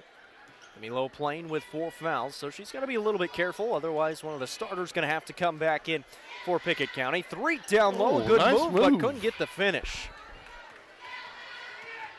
At the other end, Sutton trying to get some points on the board. A foul was called, and 2 shots coming here for Aisha Sutton. Just kind of bullied her way to the basket. Foul is called on Cambry Connor again. That's going to be Connor's second. Tell you what, Cambry Connor, she comes in and she plays with a lot of fire. And actually, talking with Coach Smith, Cambry Connor was the first player to take a charge for this Pickett County team. That was back against Coffee County, and said when we were trying to pick out positives from that Coffee County game, that was one of the positives he was able to pull away. Yeah, she comes in and she plays with a lot of fire, and, got here a little earlier today and watched teams warm up. She can knock down shots, too. Well, takes one right there, but couldn't get it to fall. Sutton was able to knock down a couple of free throws on the other end, and then they get a bucket to go down, as that was Lauren Little with the deuce. Turnover here by Pickett County. Trying to steal it back. Connor pokes it out of bounds. It's going to stay with the Lady Bulldogs here in the near sideline. 6:50 and counting to play in this ball game. It's 51-18. 4 points here in this fourth quarter, and there's their first field goal. We'll see if Pickett County is able to kind of keep that streak alive and only allow 4 field goals in this whole ball game. Scored once. 1 field goal, I should say, in each quarter so far. Here's an attempt from the left wing, and, well, that one's going to fall for Lauren Little again, so that breaks the streak right there. Lauren Little knocks down the triple from the left wing. She's got 8 points in the ball game now. It's 51-21.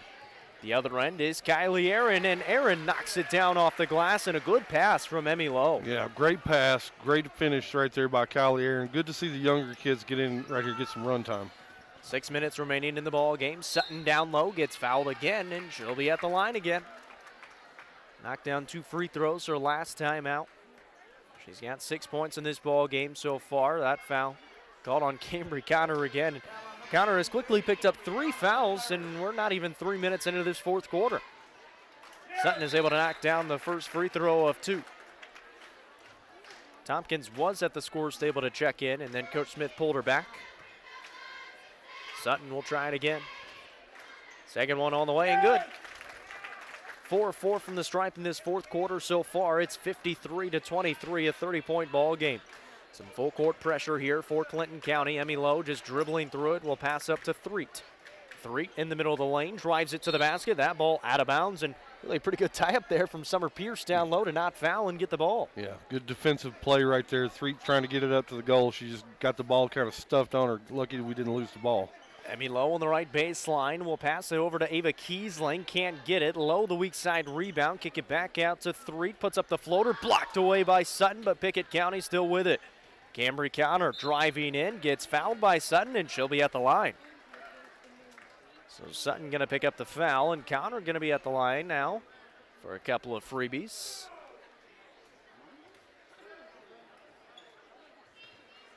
And you mentioned it, it's always cool to see the younger players get in, and especially, we say younger players, this whole team is young with the exception of Shayla Wood. She's the only upperclassman on this squad for Pickett County. Yeah, they've got a lot of youngsters.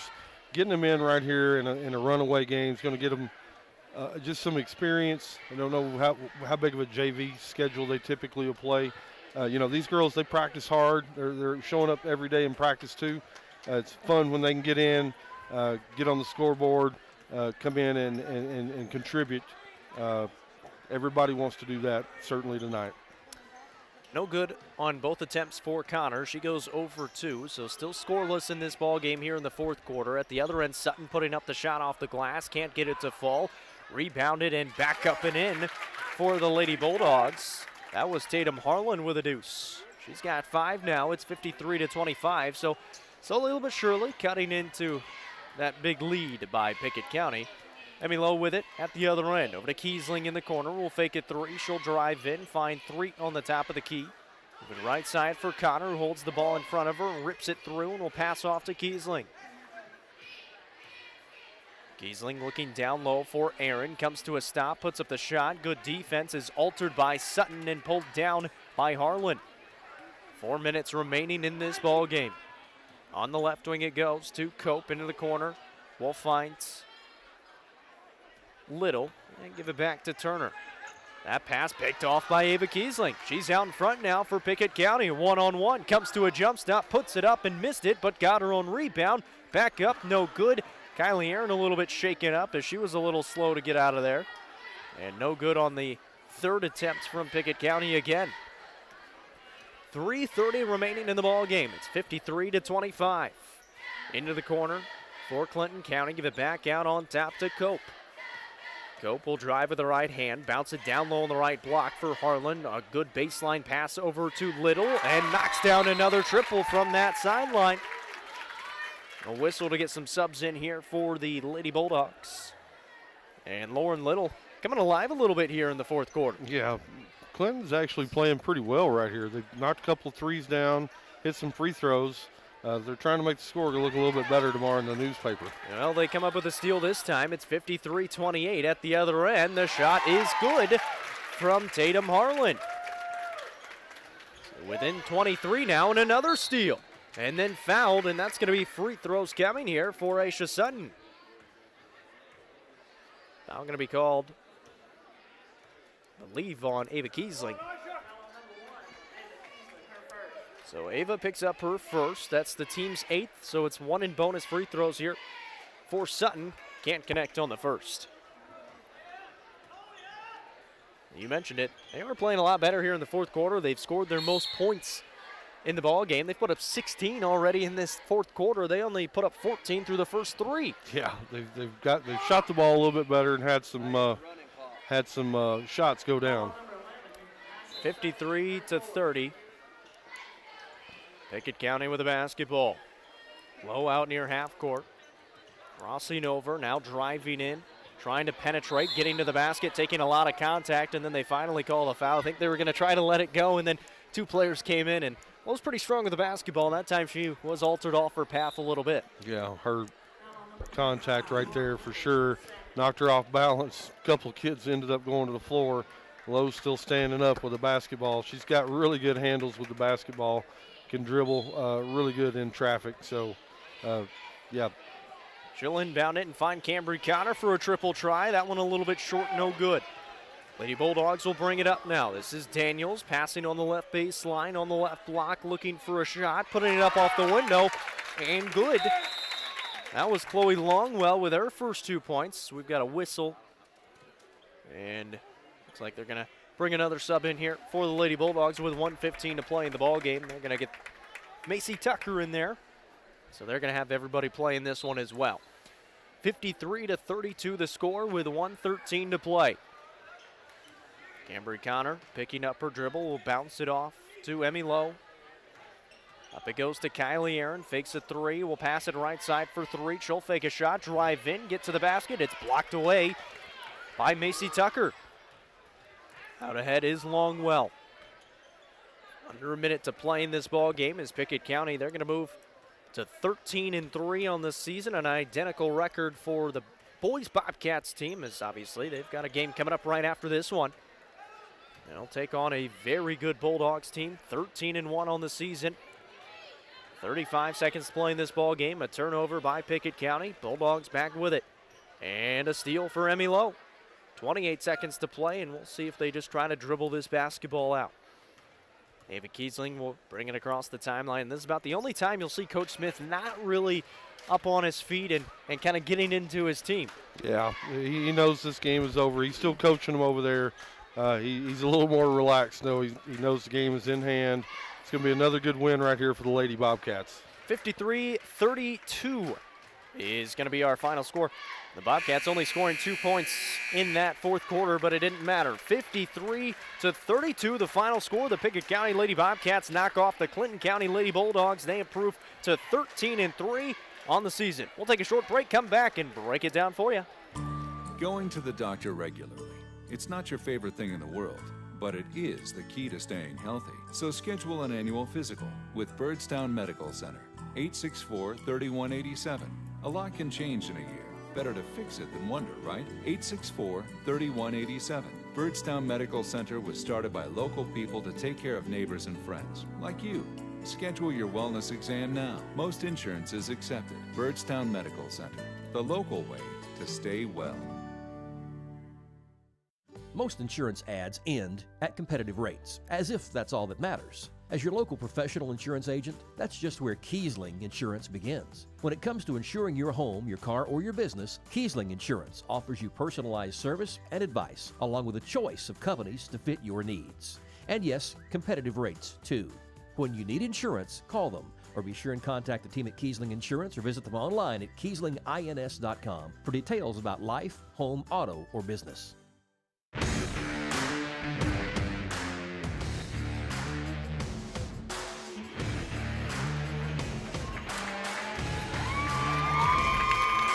Welcome back on UCSportsNation.com. The Pickett County Bobcats getting set to take on the Clinton County Bulldogs, and this gym is packed for this boys game. The girls, they took care of business. Final score 53-32, and a good showing for the Lady Bobcats in their first game back in action. Yeah, they didn't look rusty, Jacob. They came out, they played with passion, they played with energy, they played with purpose. Thought defensively they had a really nice game. Callie Reeder controlled the boards. They were able to get out in transition. Get a lot of easy buckets, a lot of good stuff that they can build on tonight. Would like to see them take care of the basketball a little bit better. Had a few turnovers there in the first half. Coach Smith wasn't excited about those. Other than that, I thought it was a really complete game. Got a lot of contributions from a lot of different players. Got run time in at the end for our young kids. Hey, great win for the Lady Bobcats. They're looking forward to a big matchup, district matchup on Friday night with the Clay County Bulldogs. That is going to be a huge matchup. Two of the best teams on the girls' side, really in Class A, and especially here in the Upper Cumberland. That's going to be a fun one on Friday here in Birdstown. However, we got to get ready for a boys' game, and a very good boys' game at that. So we're going to take another short break. When we come back, we'll break it down for you. Before I send you off, a final score. Lady Bobcats win it 53-32. Leading score, 20 points for Shayla Wood. Yet again, 14 for Ella Kiesling. They improved to 13-3. Take a short break, come back. We'll have the pregame for the boys' game coming up next. It's game night, but sniffles are slowing your MVP. Your choice is First Choice Family Care. Dad doesn't feel like a pickup game. Your choice is First Choice Family Care, 864-3232. Mom's been benched all weekend. Your choice is First Choice Family Care. Taking care of your family team all year round. Primary care, preventative care, wellness. Your choice is First Choice Family Care. Walk-ins and appointments. Your choice is First Choice Family Care. Always accepting new patients. Losing a loved one can be difficult, but you don't have to go through it alone. Brown Funeral Chapel stands beside you, answering your questions, creating a plan, helping you with the budget, taking care of the details. Brown Funeral Chapel stands beside you in some of the most difficult times of your life. Neighbors and friends ready to be there for you, to remember your loved one with caring and dignity. You don't have to shoulder it all. Brown Funeral Chapel stands beside you. Brown Funeral Chapel.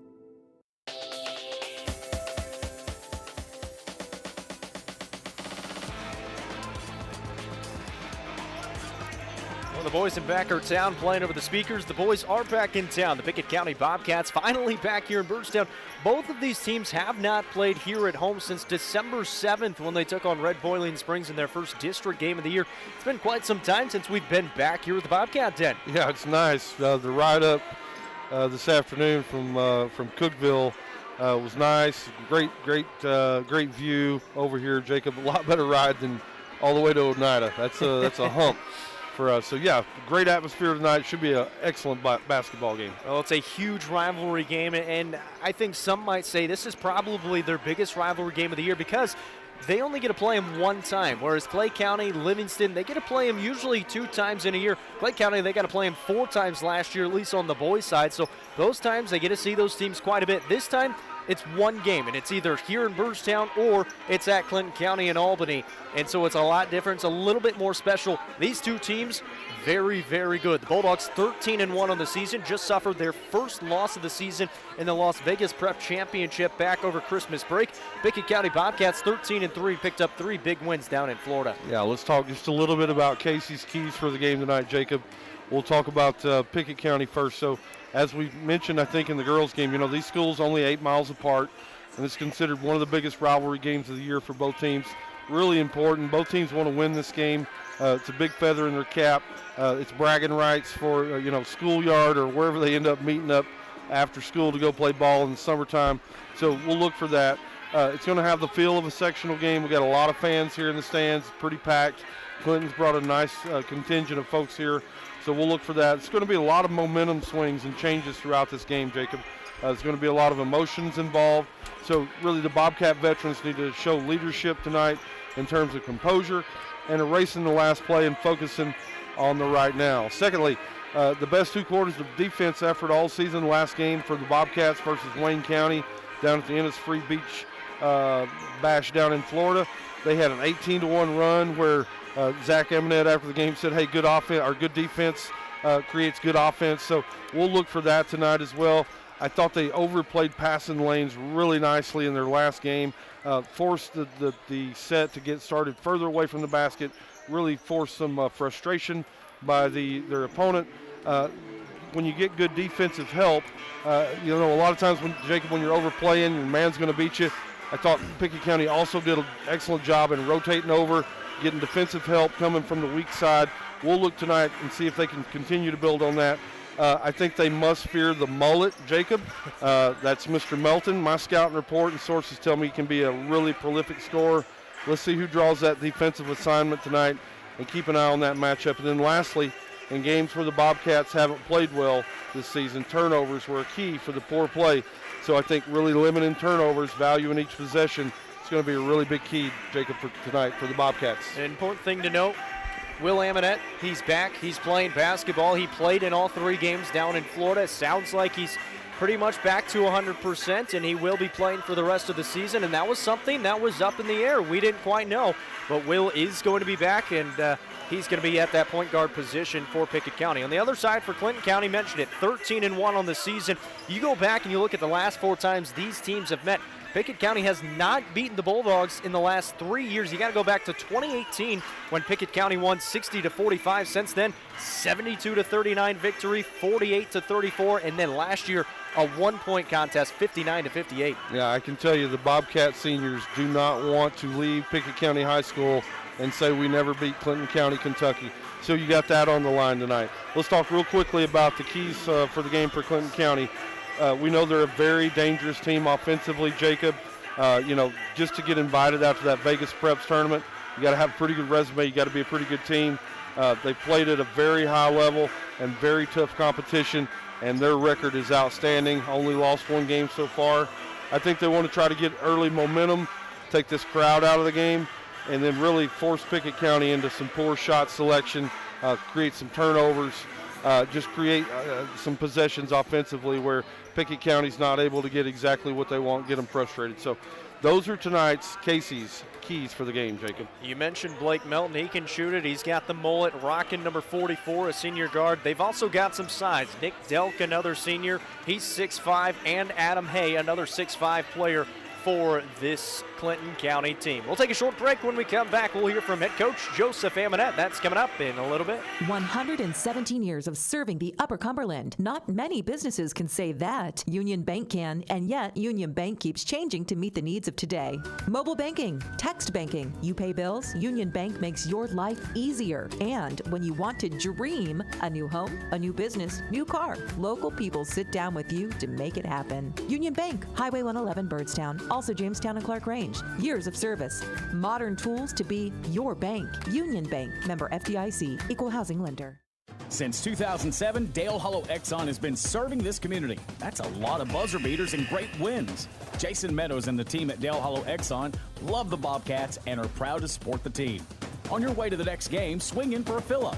Sandwiches, fresh baked goods, and delicious pizza for every Bobcat fan on your team. And of course, Synergy Supreme Gas from Exxon to keep your car running with the speed of the Bobcats. Dale Hollow Exxon. Refuel after every game at Dale Hollow Exxon.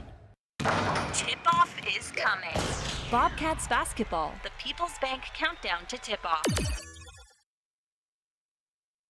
When your day-to-day work causes pain, when your daily exercise stops you cold, when picking up the groceries or your grandchild makes you ache, call Milestone. Milestone Physical Therapy improves lives. Milestone builds futures by finding the source of your pain. It's not about covering up the aches, it's about getting rid of them. Call 864-8090 for an appointment. 864-8090. Orthopedic care that improves your life. With over 20 years' experience, see Laura Reagan at Milestone Physical Therapy. If your business is in need of some additional financial support, come by People's Bank and talk with our experienced loan officers. It takes ambition, determination, and a lot of hard work to make a business succeed. If you have what it takes to keep moving forward, no matter what gets in your way, People's Bank wants to be in your corner whenever a battle begins. People's Bank and Trust Company of Pickett County, investing in the future one customer at a time. Equal housing lender, member FDIC.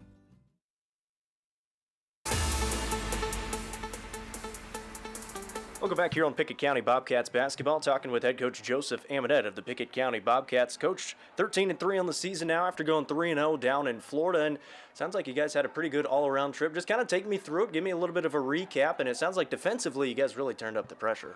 Yeah, we really did a good job defensively. We averaged, we let our opponents only average 33 points a game, and that was something that we were focused on. After the Powell game that we lost, I talked with a coach and friend of mine that I sent the film to, and to get some ideas on some of the things we were doing wrong defensively, because we scored 71 points and gave up 74. And I think you could see a big difference. We focused on that before we left. That was a key point for us while we were there, and I think that's the reason we were able to win a championship down there. You know, Will came back down in Florida. He's playing basketball now. How big of a relief is it, both for the team and for yourself? You had talked about how he really calls a lot of the plays. He mans the offense. How nice is it to have him back on the floor? Yeah, it was great. You know, I mean, it was he'd sit out 5 games, and we didn't know if he was going to be back or not. And he was able to go, and not just go, but be really good. I think he averaged about 9.5 points a game, 6 assists a game, and 1 turnover a game. And you know, I don't think we go down there and win without him on the floor. And while he was gone, it allowed us to develop. We're 7 deep for sure now with Eli Reagan, so I think we're in a better position now than we were a month ago. You get Clinton County tonight, and obviously that's a huge matchup for you guys. It was a 1-point game that went in favor for them last year. What's something, looking back at that game, that you might have wanted to be a little bit better against a good Bulldogs team? You know, they're a really good team. They're really good again this year. You know, they play a unique style. They don't play any man-to-man defense. They've got a real unique matchup zone that they play, and they 2-2-1 full court and half-court press the whole game. You know, last year I thought that we scored enough to win. I just thought we had some breakdowns defensively, and that was the difference in the ball game. You know, they come in here, I think, 13 or 14-1, so I look forward to be an exciting game tonight. They bring in a lot of size as well. They got 2 6'5" guys. How do you? I mean, you guys have dealt with it pretty much all year. You guys are a lot of the times undersized. How do you deal with that again tonight with a taller team? I think we just play. We don't get caught up in size. We're just going to grit it out, grind it out, do the things we do well, and hopefully come out on top. Lastly, Coach, what makes this rivalry so special? Just about 12 miles down the road, you go up 111, they're right there. What makes it so special, especially for these kids? I think, the communities are really close. Even though they're in different states, they're interchangeable in a lot of ways. A lot of relatives, both sides. So I think, and the fact we only play once a year, I think is really neat. So I think it's a great opportunity for two communities to come together one time a year and have an opportunity to have a great game. Head coach Joseph Amonette with the Pickett County Bobcats. Back in a moment. This is the People's Bank Countdown to Tip-Off. People's Bank and Trust of Pickett County. Having some emergency money put away for rainy days will make most problems much easier to bear. If you should hit a snag that requires more cash than you have on hand, People's Bank makes loans for almost any reason. Our local customers are always at the front of our list when it comes to making loans. Whatever you need money for, at People's Bank, we want to hear from you. People's Bank and Trust Company of Pickett County, investing in the future, one customer at a time. Equal housing lender, member FDIC. Most insurance ads end at competitive rates, as if that's all that matters. As your local professional insurance agent, that's just where Kiesling Insurance begins. When it comes to insuring your home, your car, or your business, Kiesling Insurance offers you personalized service and advice, along with a choice of companies to fit your needs. And yes, competitive rates, too. When you need insurance, call them, or be sure and contact the team at Kiesling Insurance or visit them online at KieslingINS.com for details about life, home, auto, or business. As Pickett County soars higher this year, so does Amonette Eagle Auction. When you need your property sold, there's not a better team to call. Amonette Eagle Auction has the knowledge, skills, and tools to get the most money for you and your family. Check out eagleauctions.com to find out more or to see information on upcoming auctions. You might find just what you're looking for. Thanks, Amonette Eagle Auctions. When you need to get it sold, call Amonette Eagle Auction. We soar higher.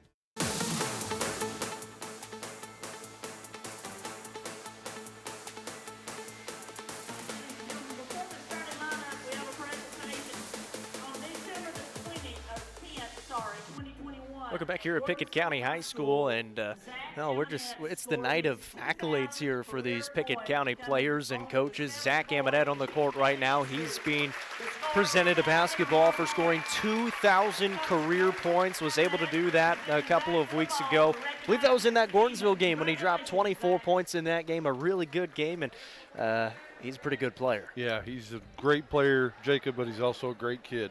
He cares about his teammates, he cares about his family, he cares about his faith.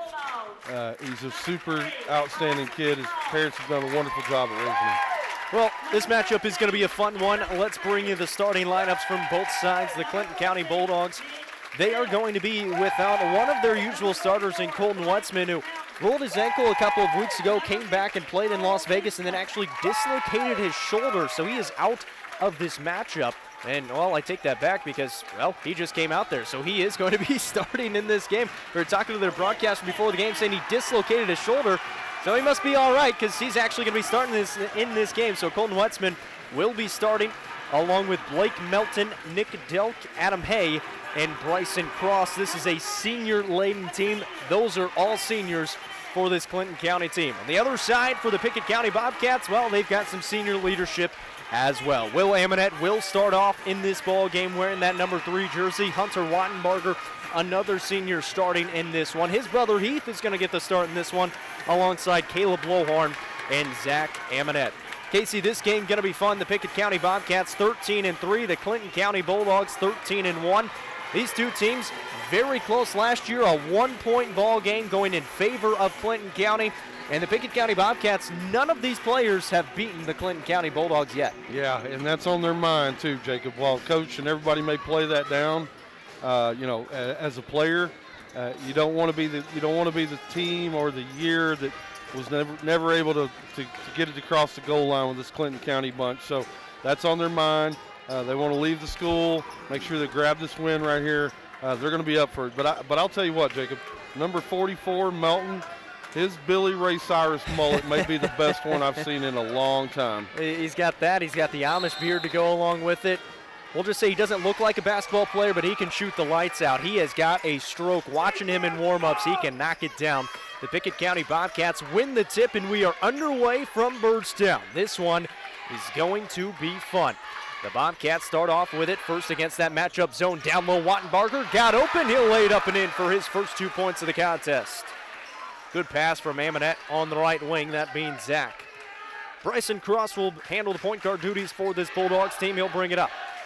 On the tap, the key will drive it to the right side to the basket, off the window, no good, and Lohorn skying for the rebound. Caleb Lohorn actually knocking down a triple down in Florida. Here's Hunter Wattenbarger for a triple try. That one rattles in. And an early timeout taken by Clinton County. Coach Messer not happy about what he's seen from his squad as it's a 5-0 early lead for this Pickett County team. Hunter Wattenbarger, he thrives in these games. Yeah, he's the motor of this team. We've talked about it before. He knocked a big three down right there. There's a lot of energy in this building, Jacob. You can feel the intensity. You can feel it. I'm sitting here and I can feel it. You can cut it with a knife. Bobcats off to a hot start. Let's see if they can keep it going. We've heard from Coach Smith and Coach Amonette say, I think they're rated to seat about 1,300 people in here. And for this game, for Clay County, there's usually about 1,500 or so people in this gym, and that's what it looks like right now, jam-packed. With 7:13 to play, already a timeout taken by Clinton County. It's 5-0 and a steal by Wattenbarger. In the middle of the lane, puts up the floater, couldn't get it to fall. Rebound fought for is grabbed down by Adam Hay, one of those 6'5 forwards.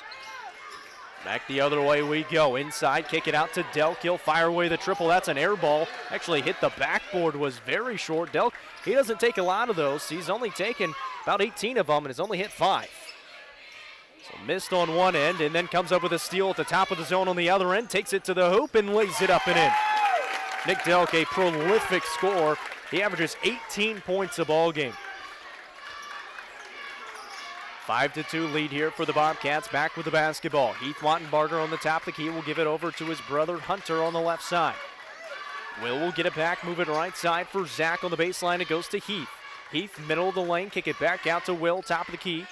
Hunter barking out some instructions, and now we'll find Will out near half court. And can't be said enough how important Will Amonette is to this Pickett County team. He takes the shot right here, couldn't get it. Heath, the putback is good. Heath Wattenbarger has really stepped up his game over the last couple of weeks. Yeah, I talked to Coach Amonette, and he said he's getting better inside play right now from these guys than he's ever had from any team that he's had since he's been here. Heath Wattenbarger played a really high level down in the first game, especially down in Florida. Here's a shot from Adam Hay that's a little bit too deep in the middle of the lane and no good. Zach Amonette for a triple try from the wing, no good. Heath Wattenbarger, the offensive rebound. Trying to pull it back out, lost the handle. Will's got it, he lost it, and it's stolen away by the Bulldogs. Bobcats lead, though, 7-2 with 5.5 to play in the first. A deep attempt and a fake, and down on the ground is Will Amonette clutching at his right leg. That is the one that he injured, and that's got a brace on it. And Coach Amonette going to come out. Will still on the ground. As this gym goes quiet, the same leg that he injured a few weeks ago. They said he was good to go. They got him a brace on it. They're going to see if he can get up on his own power, but he is in some pain right now. We'll take a short break, and we'll come back in a little bit on UC Sports Nation. It's game night, but sniffles are slowing your MVP. Your choice is First Choice Family Care. Dad doesn't feel like a pickup game. Your choice is First Choice Family Care, 864-3232. Mom's been benched all weekend. Your choice is First Choice Family Care. Taking care of your family team all year round. Primary care, preventative care, wellness. Your choice is First Choice Family Care. Walk-ins and appointments. Your choice is First Choice Family Care. Always accepting new patients. Most insurance ads end at competitive rates, as if that's all that matters. As your local professional insurance agent, that's just where Kiesling Insurance begins. When it comes to insuring your home, your car, or your business, Kiesling Insurance offers you personalized service and advice, along with a choice of companies to fit your needs. And yes, competitive rates, too. When you need insurance, call them, or be sure and contact the team at Kiesling Insurance or visit them online at KieslingINS.com for details about life, home, auto, or business.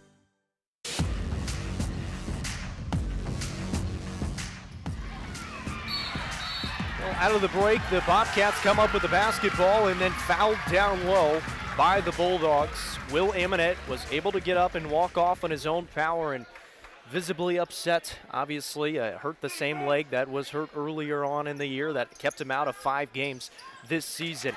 And so he comes out of the ball game, and unlikely that he will return in this one. A turnover by the Bobcats and turned right back over by the Bulldogs. So we reset after all that. Still the same score. It's 7-2 with 4:58 remaining here in the first quarter, but that's going to be a big blow for this Pickett County team. They just get him back. He played 3 games in Florida. Goes down early on here in this Clinton County game.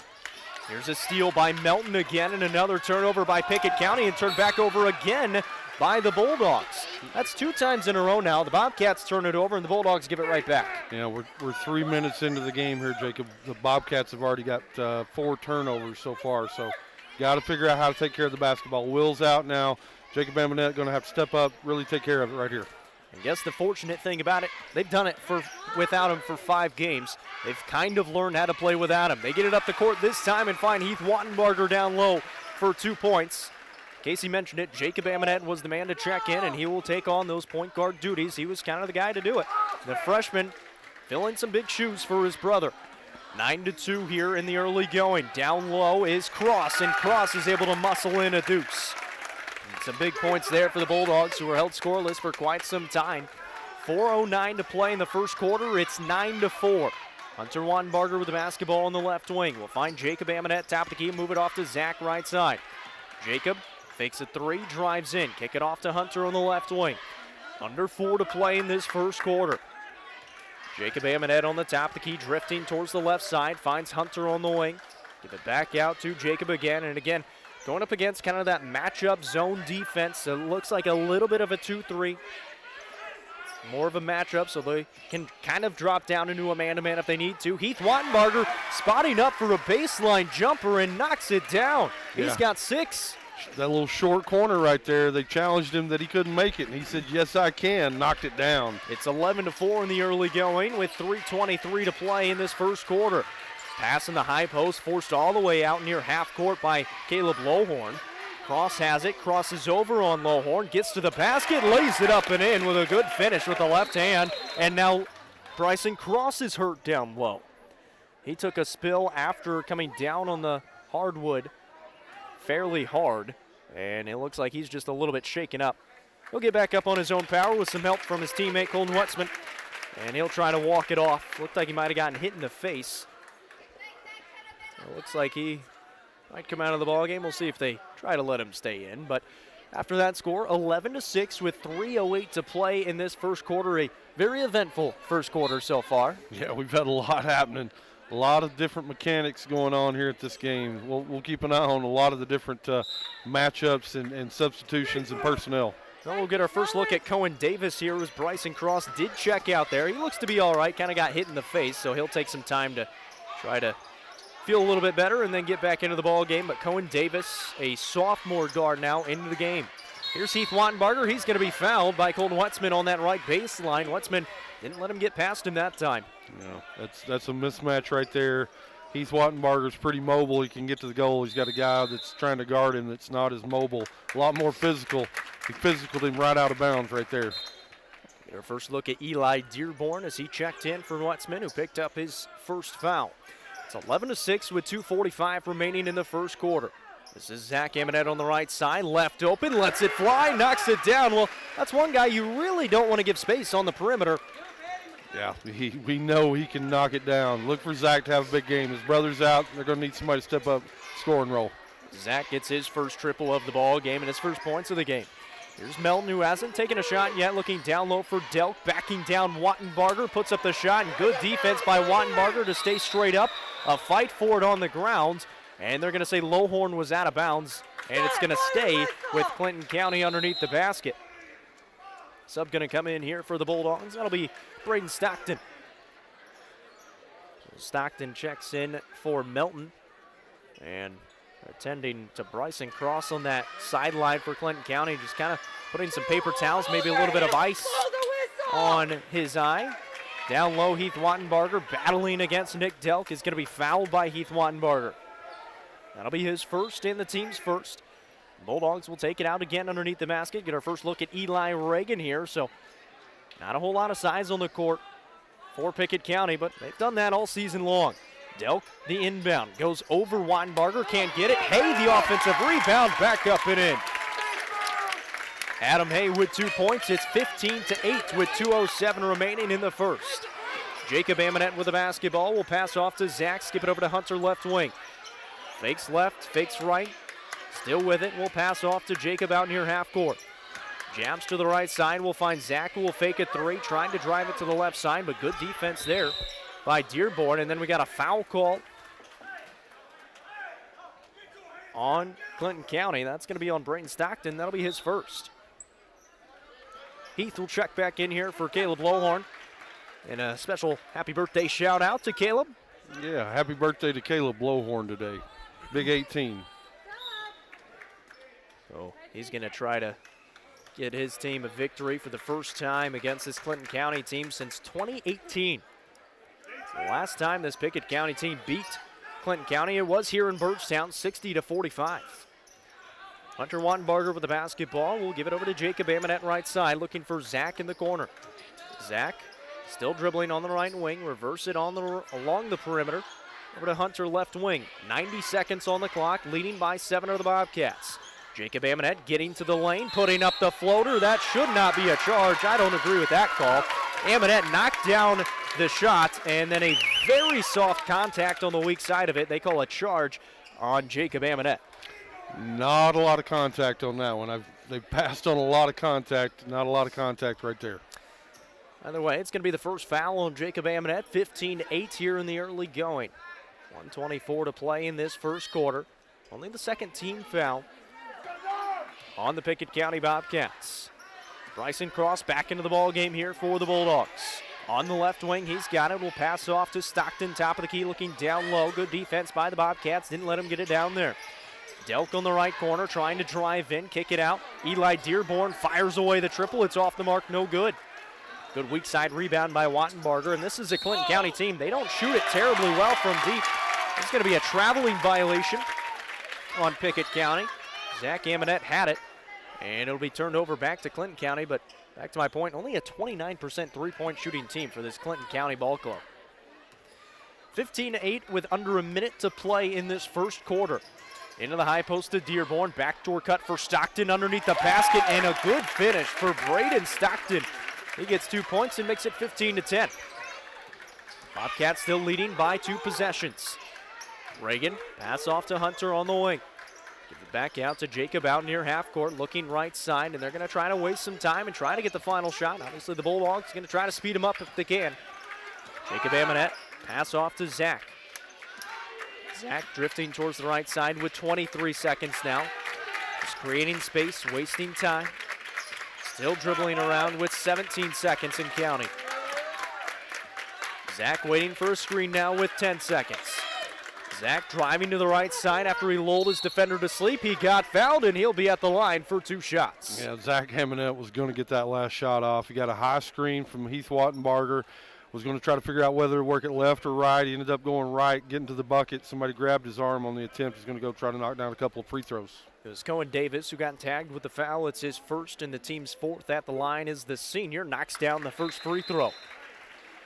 He's got 4 points. Another senior will come in for the Bobcats. That'll be Caleb Lowhorn. Eli Reagan will check out. The remaining 7 seconds on the clock. And again, Will Amonette went down early on. Looked like clutching at that right leg, which is what he hurt earlier on in the season against Gordonsville.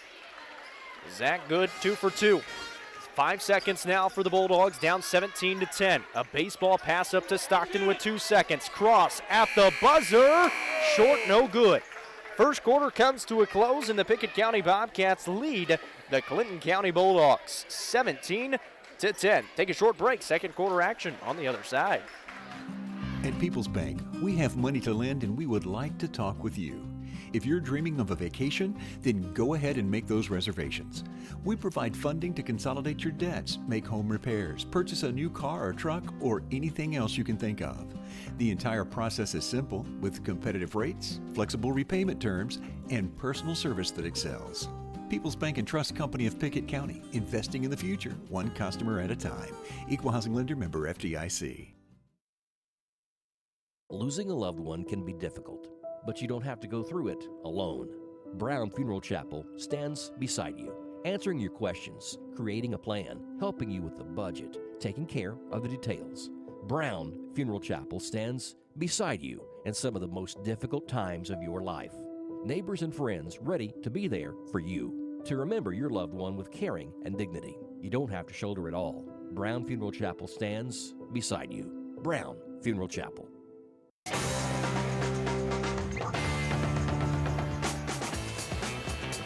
After the first quarter, Pickett County Bobcats lead the Clinton County Bulldogs 17-10. Casey, some other scores from around the area. Yeah, UC Sports Nation scoreboard. Van Buren County over Sequatchie County 43-40. Cookville knocks off York Institute 45-31.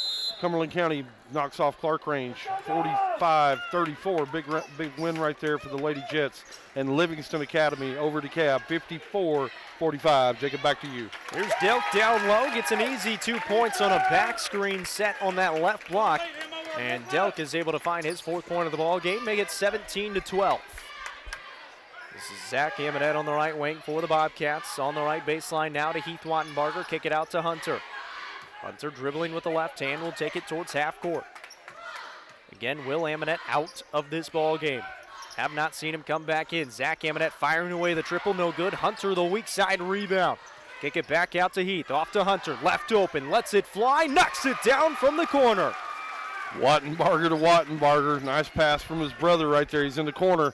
Knocked down 3. Big shot for the Bobcats. 20-12 now. The Bobcats lead by 8. Hunter Wattenbarger with 8 of them. Here is Cohen Davis off to Melton, top of the key. He'll fake a triple. He'll drive in, come to a jump stop, fly it away. It's no good. Rebound picked up by Caleb Lowhorn. Pickett County back with it. Minute in here to the second quarter. Bounce it off to Heath down low. Bounce it off the window and good from the right side. Nice little dime right there from Jacob Amonette. He found the big man cutting down low. Bobcats on a run. It's a double-digit lead for Pickett County, 22-12. And again, this is a Clinton County team that only lost once to a very good team from California. Down low, cross altered by Zach Amonette. He'll come up with a rebound. He'll clear it away. Amonette will pass off. On the left wing it goes. In the hands of Hunter Wattenbarger. Now this is Jacob Amonette. Off to Zach. They'll run a little bit of a 3-man weave action. Caleb Lowhorn with it. Will bounce out over to the right side for Jacob. Looking inside for a couple of cuts. Couldn't get it in there, and they'll reset it. 6 minutes on the clock. It's 22-12. The Bobcats leading by 10. They're going to reset it, and they're kind of going to go a spread 5 here and try to spread out that Clinton County defense.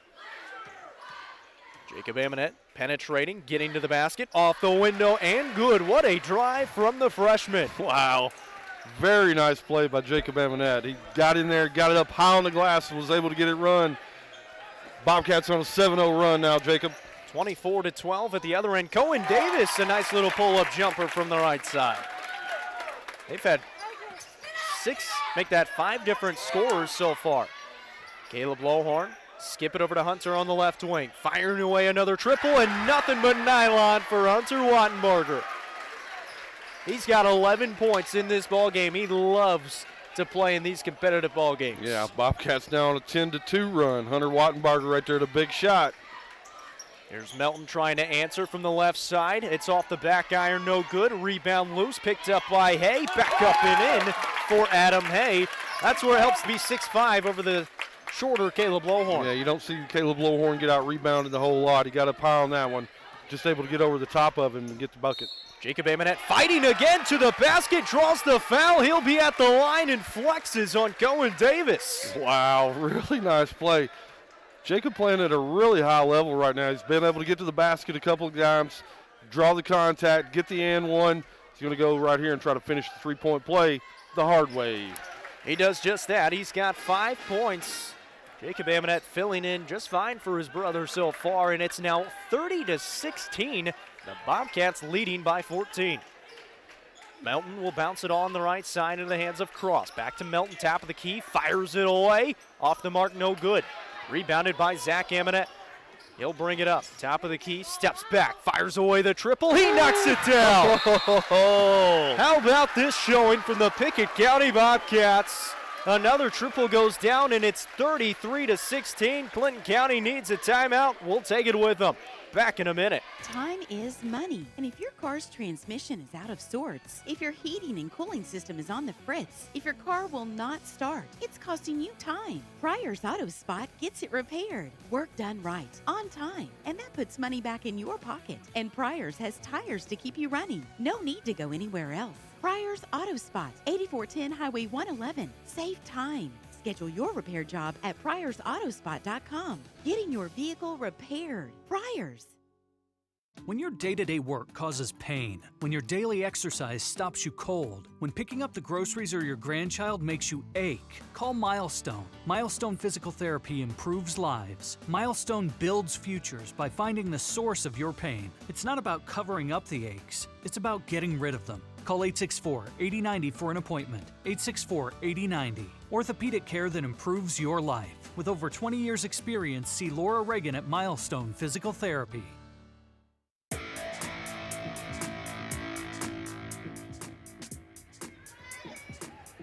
Well, this is not something you're going to say too often about this Bulldogs team struggling to stop somebody offensively. This is a Bulldogs team. They've only given up 60 points 3 times this season. The most they've given up is 68. That was in their first loss of the season. They've given up 33 already to this Pickett County team in the first half with 4:12 to play. Out of the timeout, a foul is called on Zach Amonette. That'll be his first and the team's third. Bulldogs will inbound, and it's picked off by Hunter Wattenbarger. He'll lead the break now across the timeline, pull it back out, and smartly not get the pass stolen away from behind. We'll find Jacob Amonette, and we'll set up the offense with 4 minutes on the clock. 33-16, the Bobcats leading. Yeah, the Clinton County's going to drop back in that zone. You might see a little coaching match right here, a little chess match. See if we might just pull it out and force them into man-to-man. Coach Amonette talked about they really don't play man-to-man. We'll see, like you said, if they're going to try to force their hand, keep shooting over the top of that little matchup zone that they like. See if they can shoot them out of it. Wattenbarger trying another one. Short, no good, but Heath the offensive rebound. Over to Zach. He'll try a deep ball. That one off the mark short. And rebounded on the weak side by Clinton County.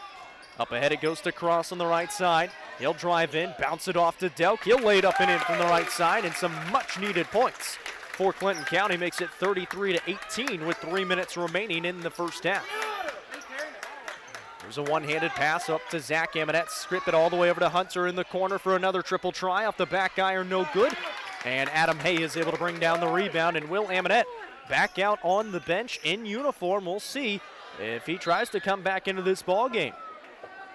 A whistle down low, and looked like just lost it out of bounds. Yeah. So there was some contact, but no foul call. Inbound to Delk, fires away the 10-foot jumper. It's no good. They've done a pretty good job defensively on him. Nick Delk averages 18 points a ball game. His field goal percentage 56%, and a lot of that comes in the paint. There's a pass over to Zach Amonette, right side, wide open on the block, lays it up and in, and a great find by Caleb Lowhorn. Yeah, Lowhorn was down on the baseline. He was able to find a cut in Zach Amonette on the other baseline, got him a wide open layup. Really nice play right there, both guys. 35-18. At the other end, a nice move again by Davis, but couldn't get the finish, and rebounded by the Bobcats. Jacob Amonette out in front, behind the back, up the left side he goes. We'll pull it back out along the perimeter. Ask for a screen, now he'll try to penetrate, get to the basket, muscles it up again, and Jacob Amonette, 7 points now for the freshman. What a finish for Jacob Amonette. That's twice he's done that now. Yeah, he's just not going to be denied. He's getting in there, he's getting the ball up high over the defender, just able to get it knocked down. Really nice shot. Couple of those this quarter. 37-18 is the score. Bobcats lead it. Almost a turnover out near half court. Now it is stolen away by Wattenbarger. He's out in front. He'll lay it up and miss it with the left hand. He had Adam Hay barreling down from behind, and that might have altered it a little bit.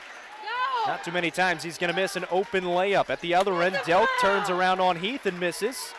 He can't get the finish, and good straight-up defense from Heath Wattenbarger. 1:20 remaining here in the second quarter. It's 37-18. Bobcats leading. Jacob Amonette with the basketball. Hand off to Zach on the wing. Zach dribbles it off his foot and will pick it back up, and then they're going to call a double dribble on Zach Amonette. Yeah, just got away from him, hit his leg. He went over to grab it, and he did with both hands, then tried to dribble again. They got him with the double dribble. So Clinton County will have the ball back with 69 seconds on the clock, and they need some points and quickly, down 37-18. Bryson Cross will bring it across the timeline for the Bulldogs, move it towards the left wing. Bounce it off to Delk, top of the key, looking right side, throws it on the baseline to Adam Hay, who spins around, has to pass it back out. Good defense there by Zach Amonette. Here's Stockton, top of the key now with 50 seconds to play, off to Cross again. Right side it goes to Delk. Delk driving in on Heath, kicks it out to Stockton, drives in to the basket, draws some contact, no call, and rebounded by Zach Amonette. Bobcats will have the basketball with 33 seconds to play here in this first half. Leading 37-18. 25 seconds now for Jacob Amonette. We'll pass over to Hunter on the left side. 20 seconds. This is twice now the Bobcats have had a final shot. Zach Amonette had it last time, got fouled, and was able to knock down a couple of free throws. Skips it over to Hunter in the corner. Fires away the triple, missed it. And with 8 seconds, the Bulldogs will have it back. At half court, down low to Stockton on the right block, goes up off the glass, and good. Good 2 points for Braden Stockton to end the first half. He's got 4, but the score still in favor of the Pickett County Bobcats. Should be 37-20. I don't think they've put it on the board yet. It says 37-18 right now, but they're going to put it up on the board. There it is, 37-20 at the break. Halftime score here at Pickett County. We'll take another short break and come back and break it down for you.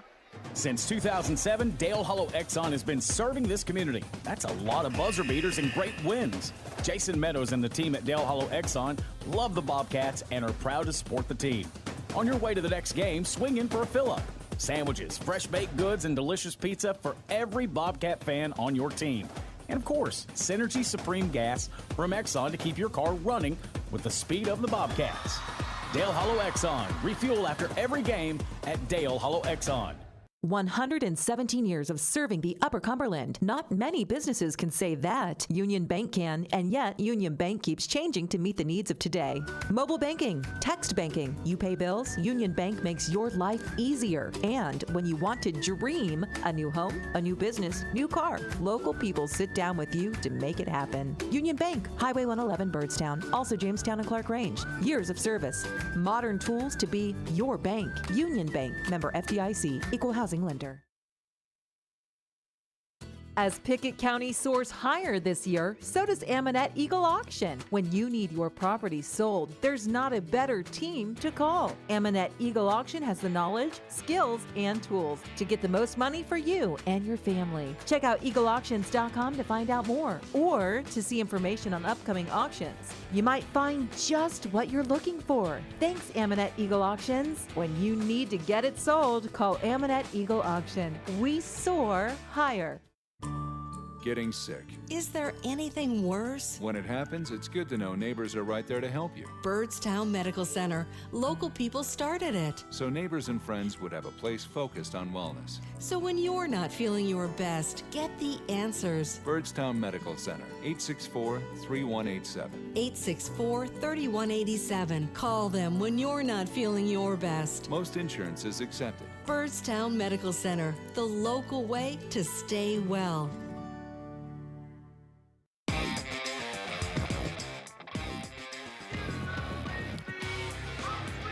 Halftime here in Byrdstown, and well, they got Rocky Top on the speakers, and Rocky Top struggled in their bowl game against Purdue, and it'd be a miss if I didn't shout out my mother, who went to Purdue, a Boilermaker alum, and as much as that pains me to say, being a Hoosier alum, they get another bowl victory. But I digress. At halftime here, 37-20. It's a 17-point advantage for the Pickett County Bobcats, and I don't think we expected this one here at halftime. No, we certainly didn't.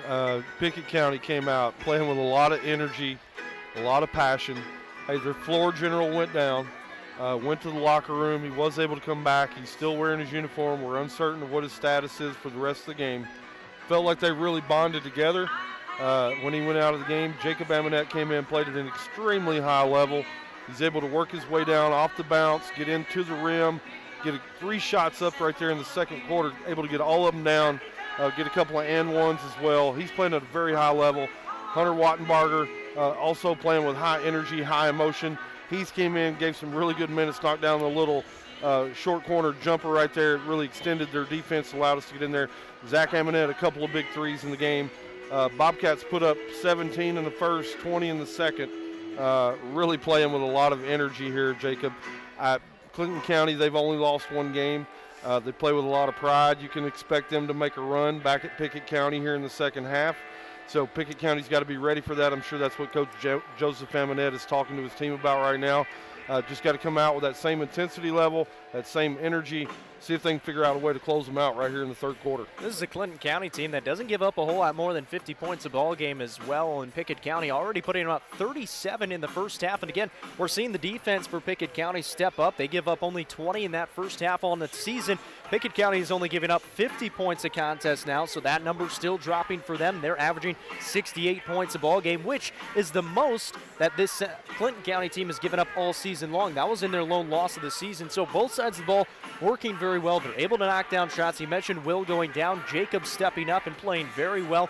Will, you mentioned it, did come back out to the bench. He was in uniform and did not come into the game. We'll see if he tries to go in this second half. But if you're up 17, unless this game gets close, I doubt we're going to see Will Amonette in the second half. Let's break down the stats a little bit for you.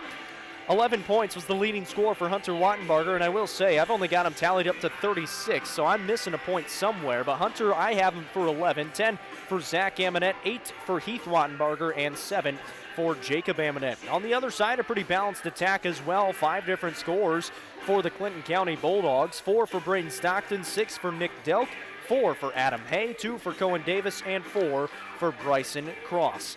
Very good half of basketball for the Pickett County Bobcats, who they've won 4 games in a row now, 37-20. They lead it at the break. They're 13-3 on the season and taking on a very good Clinton County team. We're going to take a short break. When we come back, we'll have some scores from around UC Sports Nation. Exclusive coverage of Bobcats basketball. Sponsored by First Choice Family Care. Primary care, preventative care, wellness. Your choice is First Choice Family Care. People's Bank and Trust, Pickett County's community bank. People's Bank, equal housing lender, member FDIC. Kiesling Insurance, 35 years serving neighbors like you in Pickett County. Visit KieslingINS.com. And by Milestone Physical Therapy, improving lives, building futures by finding the source of pain. Milestone Physical Therapy. When your day-to-day work causes pain, when your daily exercise stops you cold, when picking up the groceries or your grandchild makes you ache, call Milestone. Milestone Physical Therapy improves lives. Milestone builds futures by finding the source of your pain. It's not about covering up the aches, it's about getting rid of them. Call 864-8090 for an appointment. 864-8090. Orthopedic care that improves your life. With over 20 years' experience, see Laura Reagan at Milestone Physical Therapy. The world is in a constant state of change, evolution on a global scale. Never has it been more important to get the maximum value for every dollar you earn. At People's Bank, we've improved many of our most popular financial products and added new services that can help you manage your money more effectively. At People's Bank, we offer everything you need to make the most of every paycheck. People's Bank and Trust Company of Pickett County, investing in the future, one customer at a time. Equal housing lender, member FDIC. Since 2007, Dale Hollow Exxon has been serving this community. That's a lot of buzzer beaters and great wins. Jason Meadows and the team at Dale Hollow Exxon love the Bobcats and are proud to support the team. On your way to the next game, swing in for a fill-up. Sandwiches, fresh baked goods, and delicious pizza for every Bobcat fan on your team. And of course, Synergy Supreme Gas from Exxon to keep your car running with the speed of the Bobcats. Dale Hollow Exxon. Refuel after every game at Dale Hollow Exxon. Back here in Byrdstown as we'll take a check at the UC Sports Nation scoreboard at halftime here in Byrdstown. 37-20 in favor of the Pickett County Bobcats. Casey, what do we got going on elsewhere? Yeah, UC Sports Nation scoreboard, Jacob. The Van Buren County Eagles go down to Sequatchie County, knock off the Indians 43-40. This is girls action. The Cookeville Lady Cavs moved to a perfect 17-0 on the season. knock off a really good York Institute team, 45-31 tonight. Cumberland County at home knocks off Clark Range. That's also a big win for that Cumberland County team, 45-34. Livingston goes to the cab, knocked them off 54-45. Red Bowling Springs over Gordonsville, 41-18. Final at Upperman. Macon County goes down to Upperman, gets smoked, 72-20, win for the Bees. And then White County, a face-off against Stone Memorial tonight. White County with a dub, 58-40 over Stone Memorial. Down on the boys' side, Jacob, just scrolling through my scores here real quickly to see if we've got any boys' scores available. Looks like we don't have any boys' scores yet in, Jacob, so that's going to be the UC Sports Nation scoreboard. Back to you. Pickett County Bobcats leading at halftime right now. We'll take another short break and have second half action coming up after this. Losing a loved one can be difficult, but you don't have to go through it alone. Brown Funeral Chapel stands beside you, answering your questions, creating a plan, helping you with the budget, taking care of the details. Brown Funeral Chapel stands beside you in some of the most difficult times of your life. Neighbors and friends ready to be there for you, to remember your loved one with caring and dignity. You don't have to shoulder it all. Brown Funeral Chapel stands beside you. Brown Funeral Chapel. Time is money, and if your car's transmission is out of sorts, if your heating and cooling system is on the fritz, if your car will not start, it's costing you time. Pryor's Auto Spot gets it repaired. Work done right, on time, and that puts money back in your pocket. And Pryor's has tires to keep you running. No need to go anywhere else. Pryor's Auto Spot, 8410 Highway 111. Save time. Schedule your repair job at pryorsautospot.com. Getting your vehicle repaired. Pryor's.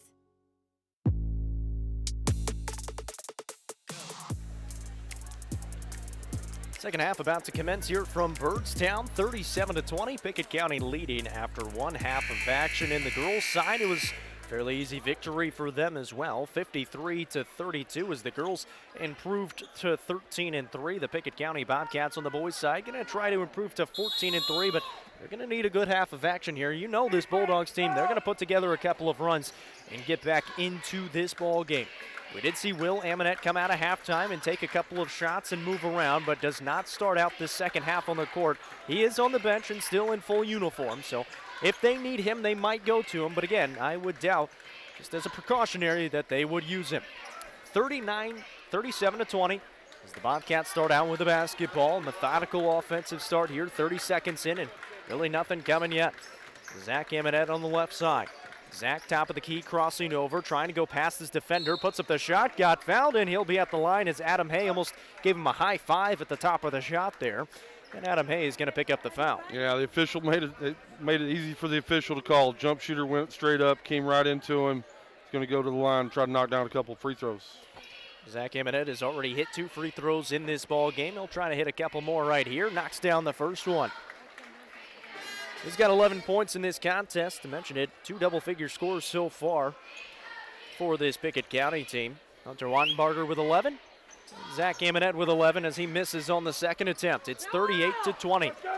18-point advantage for this Bobcats team here at home. Melton going to try to answer with a triple. That's way off the mark and rebounded by Cross on the weak side. Delk has it. Will find Hay on the right side.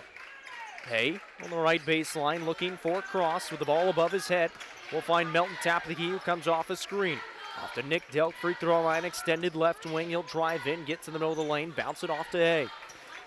Good defense here from the Bobcats, not letting anything easy get inside the paint or a shot go up. And a foul's going to be called on Jacob Amonette. They're going to say he got 2 hands on Bryson Cross cutting through. Yeah, just tried to trail through the screen, just got too much hands on him.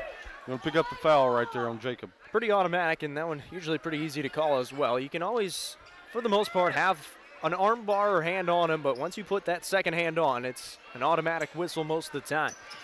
Here's Delk down low. He kind of got hammered, didn't call it, and then they do call a foul on the shot.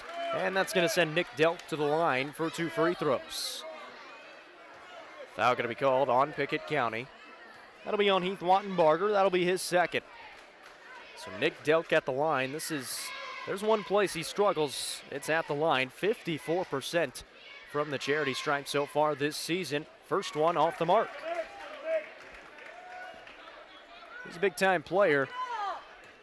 The free throw stroke, not one of his strengths. Spins the ball in his left palm, flies it away, and in and out, no good.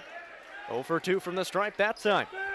6:35 to play here in the third quarter. Jacob Amonette with the basketball, gets to the basket, might have gotten hit from behind and missed it, and now the Bulldogs out in front. Bounce it off to Hay, who got fouled, and he knocks it down. He'll be at the line for one.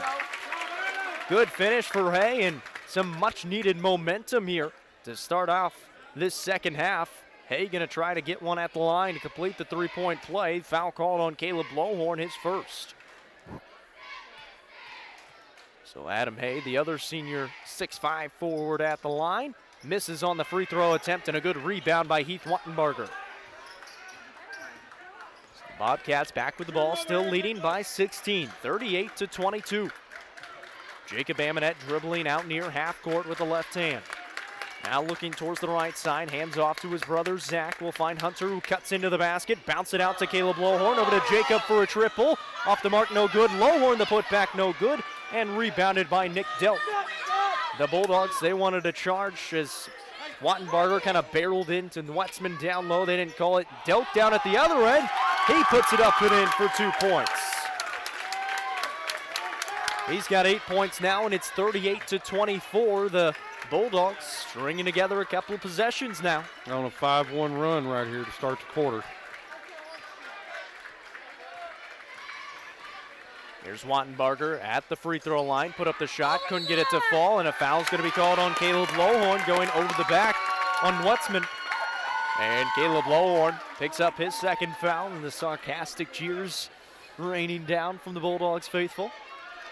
They thought they should have been called for a couple of other fouls, so finally happy to get a call. Yeah, well, already 4 fouls against Pickett County right here with less than 3 minutes off the clock here in the quarter, so we got to keep our eye on that. Adam Hay lost that ball out of bounds. He went behind the back and just lost it out of bounds, was trying to clear out space, and Zach Amonette was able to stay in front. And Pickett County will have the ball back with 5:15 to play here in the third quarter.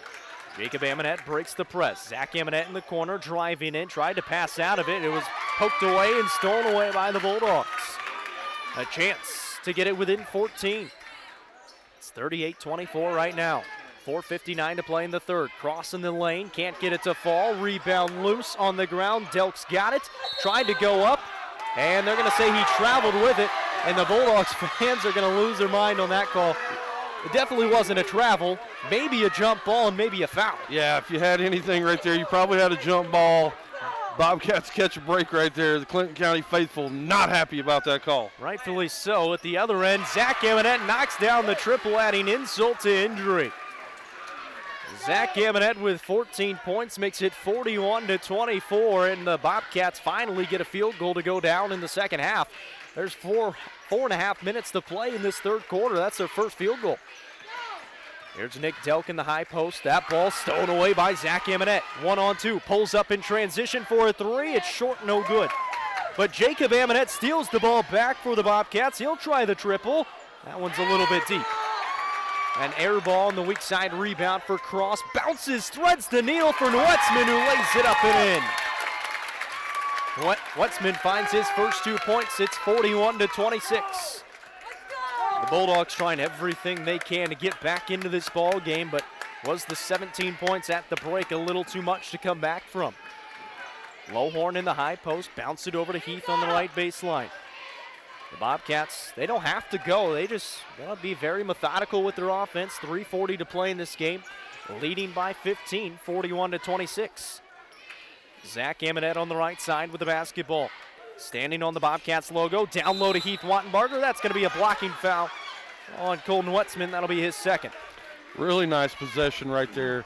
We used to call that UCLA back in the day. You throw it to the wing, point guard cuts through, big man goes out. He's got a pick and roll right there.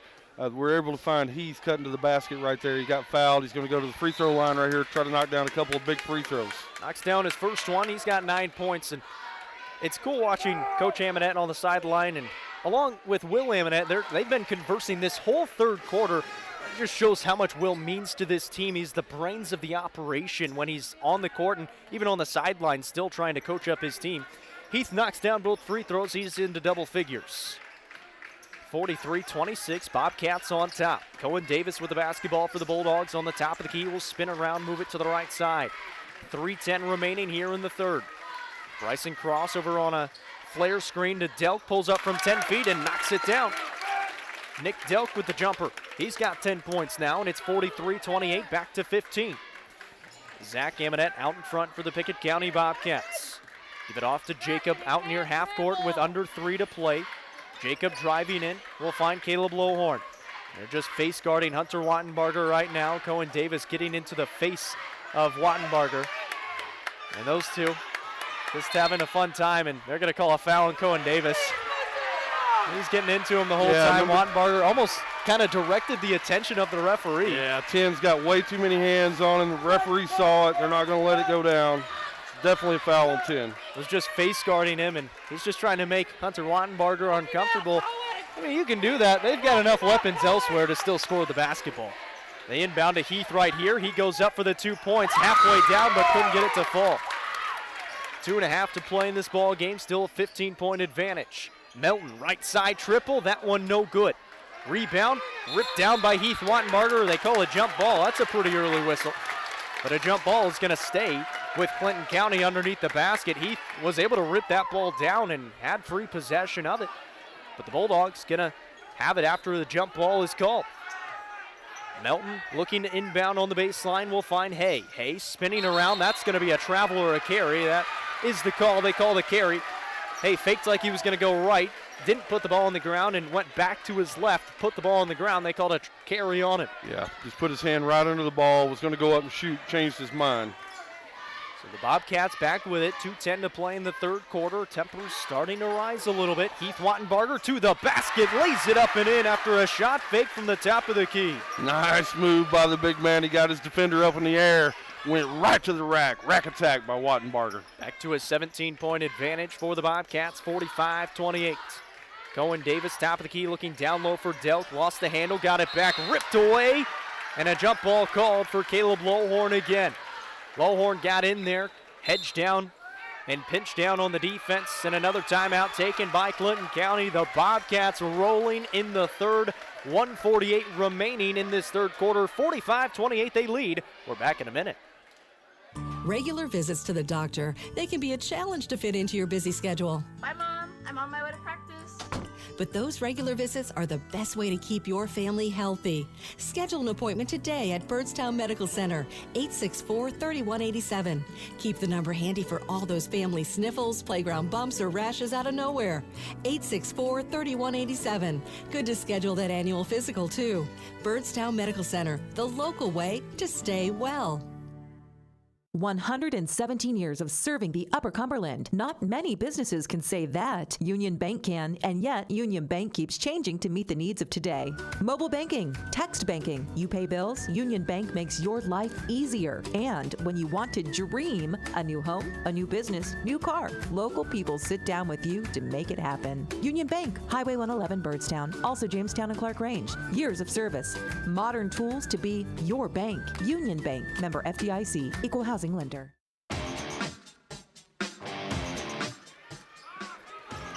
Out of the timeout, Pickett County with the basketball leading 45-28, 90 seconds on the clock here to go in this third quarter. Zach Amonette with it on the right side. Bounce it off to Hunter on the baseline. Hunter jabs right, drives left, bounce it back off to Heath. He spins around, gets to the basket, puts it up, missed it, got his own rebound, kick it out, Jacob. 3-ball try, yes!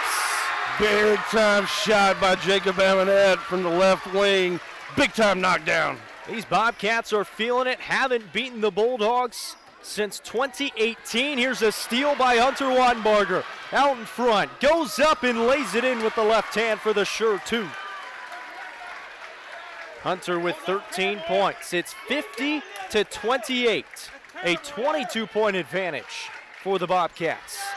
45 seconds to play in this third quarter. Delk gonna try a triple. In and out, no good. Wattenbarger fighting for the rebound, and a foul is called on Bryson Cross. Cross trying to sky for it, hit the arm of Wattenbarger on the way down. Tagged with his first. It'll be the team's fourth, and the Bobcats will have it with 39 seconds to play. Newly into the game here is Steele Burchett. 50-28, Bobcats leading. Jacob Amonette up the right side. Passes off to his brother Zach. 23 seconds now. Zach driving in, pulling it back out along the perimeter. Pass off to Hunter with 18 seconds. Hunter at the half-court line trying to get to the basket, gets to the block, puts it up, couldn't get it to fall. Hunter make that Heath falling to the ground, fell on his back fairly hard and gets up kind of quickly and then a little slow to walk it off. A foul was called on Clinton County. It was called on Steele Burchett, his first. Really ugly looking play right there, Jacob. Really excited that Wattenbarger jumped up off the court. He went up high. Somehow his legs came out from under him, lost his balance, came down right on his backside and right on his back. Man, knocked the breath out of him. They're going to try to get some of the perspiration off while they tend to him over on the sideline. Yeah, it kind of fell on that tailbone, and you mentioned it. His legs got taken out. He had the ball in his hand, so he couldn't put his hands underneath him, and his back caught the brunt of the fall. So he comes out. Foul called on Burchett, the fifth on the Clinton County Bulldogs. So Pickett County will have it underneath the basket. Eli Reagan checked in for Heath. Inbound to Zach. Three ball from the wing. Short, no good. Long rebound finds the hands of Clinton County. Burchett's got it. Up to Davis. Finds Stockton in transition. Lays it up and in. And that'll do it for the end of the third. Stockton a deuce. It's 50-30. The Pickett County Bobcats lead by 20. We're back in a minute. Most insurance ads end at competitive rates, as if that's all that matters. As your local professional insurance agent, that's just where Kiesling Insurance begins. When it comes to insuring your home, your car, or your business, Kiesling Insurance offers you personalized service and advice, along with a choice of companies to fit your needs. And yes, competitive rates, too. When you need insurance, call them, or be sure and contact the team at Kiesling Insurance or visit them online at KieslingINS.com for details about life, home, auto, or business. As Pickett County soars higher this year, so does Amonette Eagle Auction. When you need your property sold, there's not a better team to call. Amonette Eagle Auction has the knowledge, skills, and tools to get the most money for you and your family. Check out eagleauctions.com to find out more or to see information on upcoming auctions. You might find just what you're looking for. Thanks, Amonette Eagle Auctions. When you need to get it sold, call Amonette Eagle Auction. We soar higher.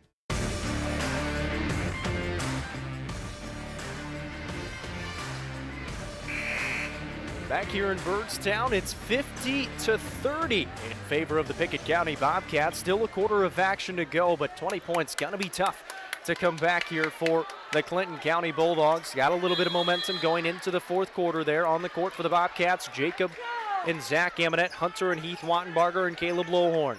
This is Steele Burchett with the basketball. The Bulldogs start out with it. Bryson Cross barking out instructions from between the circles. Burchett on the right wing. We'll give it off to Stockton. Top of the key. We'll find Cross left side. Free throw line extended.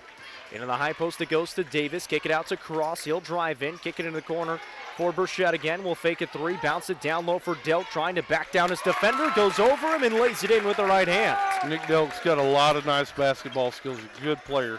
He's got 12 points now for the senior that is averaging 17 a ball game. Caleb Lowhorn, top of the key with the basketball. Now into the high post it goes. Kick it back out to Jacob Amonette. Out near half court, leading by 18 are the Bobcats, 50-32. Hunter Wattenbarger had to go back into the backcourt. He dribbled it 3 different times before they blew the whistle for the backcourt violation. And Coach Amonette just telling Hunter not to even argue it. Hunter touched that basketball at half court, touched it again, and then finally they blow the whistle after he touched it a third time. And again, this ball was touched by Clinton County to go into the backcourt. So they call over and back. Bulldogs back with the basketball, trailing by 18. Burchett will fake it three, give it off to Stockton, top of the key. A whistle, and that's going to be an offensive foul called on the Bulldogs. Yeah, it's offensive foul. Bad screen over there on the other side. Just got sloppy with the screen, and they caught him. It was Steele Burchett with it. Some full court pressure here for the Bulldogs. The Bobcats looking inbound. Find Jacob Amonette, picks up his dribble near half court, over to Caleb Lowhorn, off to Zach Amonette for a triple try, in and out, no good, rebounded by Cohen Davis. Hunter fighting for the rebound, is going to be called for the foul. He thought he had a ball in his hands, and they're going to call a foul instead on Hunter Wattenbarger. The temper's starting to rise a little bit more here in the fourth quarter. Remember what we talked about pregame, Jacob. The Bobcat veterans got to show leadership tonight in terms of composure and erasing the last play and focusing on the next one. 6.5 to go right here. Just got to bear down, keep their composure. Now leading by 18, that also helps the cause. 50-32, another whistle and another offensive foul called on the Bulldogs. This one going to be called on Bryson Cross. They're going to say he wasn't set when he tried to set a screen. And I think he's a little confused because I don't think in his mind he was even trying to set the screen. I think more of it, his teammate was trying to use him as a screen, and they got Cross in the crosshairs. Yeah, absolutely did. His second foul. Jacob Amonette falls to the ground with a basketball. Cohen Davis diving on him, and Coach Amonette is going to be granted a timeout. And the Bulldogs fans and the Bulldog coaches think that he didn't have possession of the basketball, that being Jacob Amonette, but they grant him the 30-second timeout. Look right here, what we're noticing, Jacob Will Amonette coming out, coaching his brother right here, letting him know what's going on. And we just got a technical foul right here on the Clinton County coach. And it looks like I couldn't tell if they called it on the head coach or one of the assistant coaches. So I think it was on one of the assistant coaches, actually. One of the assistant coaches kind of on the backside of the huddle must have said something. He gets called a technical foul on him, and obviously their head coach, Todd Messer, both confused and upset with a technical foul being credited to the coaching staff.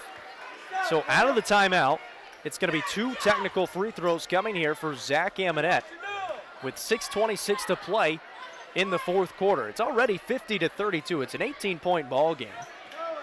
And Zach Amonette going to have a chance to tack on a couple more. Knocks down the first. You mentioned motions were going to flare in this one, and it's the only time these two teams get to play. And rivalry games are all fun.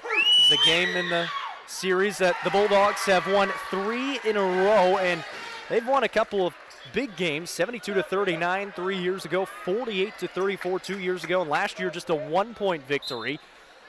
This is a Pickett County team. None of these players have beat Clinton County since they've been in high school. Yeah, it's going to be a big win for the Pickett County Bobcats if they can close this game out with 6 to go. 52-32, they lead by 20, and an offensive foul called on Caleb Lowhorn here, I believe.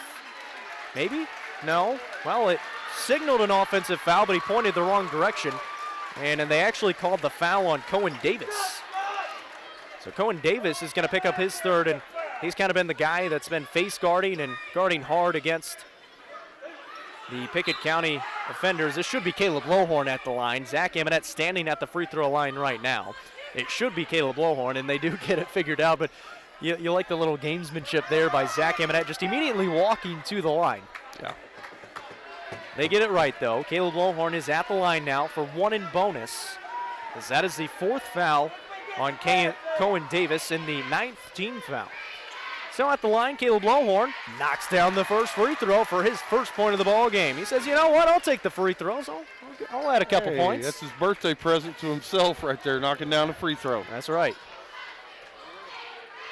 He'll try it again for a bonus free throw this time.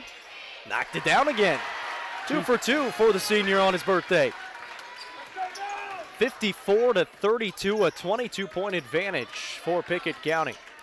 Cohen Davis on the top of the key, looking towards the right side, bounces off to Bryson Cross. Cross drives in, off the window, no good, rebounded by Hunter Wattenbarger. He skied for that one, way up high for the rebound. 5:56 to play in this ball game. Still a lot of time left, but a 22-point ball game. Jacob Amonette, a couple of fakes, goes up with it, couldn't get it to full. He had 2 defenders fly past him going for the block, but couldn't get the finish. Cohen Davis at the other end, just throwing the ball up near the hoop and got it to full. Tried to draw the contact, didn't get the call, but got the 2 points. Now Caleb Lowhorn with the basketball, looking for some help in the backcourt. We'll find Heath, and we'll get it up to Hunter. Hunter bounces off to Zach. He'll go up. He'll lay it in. Zach Amonette with another 2 points, and Hunter Wattenbarger a few words for his counterparts on the other side. Jacob Amonette battling with Heath Wattenbarger, and there's going to be a travel called there as they're both fighting against each other to bring down that rebound. So the Clinton County Bulldogs will have the basketball. Underneath the basket, down 22. Dealt down low, over a couple defenders, got it to go. He's played fairly well in this ball game, 14 points for him. You mentioned it, he's got some nice game down low. Jacob Amonette with the basketball here for the Pickett County Bobcats. Under 5 minutes to play. That ball out of bounds. And Coach Amonette getting into the ear of Jacob. And you mentioned it, Will at that last timeout was talking to Jacob that whole timeout, kind of out near half court away from the huddle. Will Amonette, almost another assistant coach on that sideline. Yeah, he's the floor general for this team. He's like a second coach. He's giving his little brother some pointers and tips out there. Excellent work. Leading by 20 are the Pickett County Bobcats. Cross trying to cut in with a three, couldn't get it. Stockton the offensive rebound. That ball knocked loose. They're going to call a foul on Pickett County on Heath Wattenbarger. That ball was hammered down to the ground, and usually when that happens, there's a lot of ball involved and not a whole lot of hand, but they do call the foul on Heath Wattenbarger. That'll be his third, the team's sixth, one away from one in bonus, and interesting as well, they called it on the shot, even though he wasn't jumping or gesturing towards the hoop, but Stockton misses on the first attempt. Couple subs come back in. Eli Dearborn and Cohen Davis, along with a new player in, Eli Tucker. So the two Eli's in for Clinton County. Stockton will try it again at the line. Second free throw is good that time. He's got 7 points. It's 56-37 with 4.5 to play in this ball game. Hunter Wattenbarger goes past his defender initially, gets the ball back out near half court. Pass off to Jacob Amonette. Give it over to Zach, right side. Look for the Bobcats to run some clock here this possession, Jacob. Lowhorn's got it. And it looks like they're trying to do that, just kind of spreading the floor, and that's what they're going to do. They're just going 5 wide, just spreading the floor, and until that defense comes out to them, they're not going to move unless they have to. Zach Amonette splits a double team, finds Caleb Lowhorn for a wide open deuce, but they call an offensive foul on Zach Amonette. 2 players down there to take a charge. And Zach Amonette going to pick up his second foul. Caleb Lowhorn almost had his first field goal this game. Yeah, just a little bit out of control by Zach there as he's trying to get to the hoop. Got to go straight up instead of going through the defender. Really nice pass to Lowhorn. He finished it. Unfortunately, it didn't count. Here, 4 minutes to go. Bobcats lead by 19, Jacob. 56-37. Pass down low for Stockton. Lays it up and in. That was a pretty little play. Got it to the high post, to the low post very quickly, and Stockton's got 9 points now. At the other end, a steal for the Bulldogs. Up ahead to Cohen Davis. He'll lay it up and lay it in with the right hands. He's got 6 points. It's 56-41. Can the Bulldogs mount a ferocious comeback? The other end, Zach Amonette got to the middle of the lane and with a little bit of an acting job, draws the foul. He'll be at the line for 2 free throws. Same play as we had down here on the other end. They slapped down at the ball. Got a lot of ball, but they called a foul. Same play right here on this end. That'll be the 5th foul as well on Cohen Davis, so he fouls out of the ball game. And Zach Amonette will be at the line for 2 free throws after they have a little bit of a huddle on the sideline. Bring in a sub. It'll be Bryson Cross. And Will Amonette got up for a second on that sideline, but he's not coming back into this ball game. Yeah, I think we've seen the last of Will tonight. 56-41 as it stands right now. 3:32 to play here. And Zach knocks down the first free throw.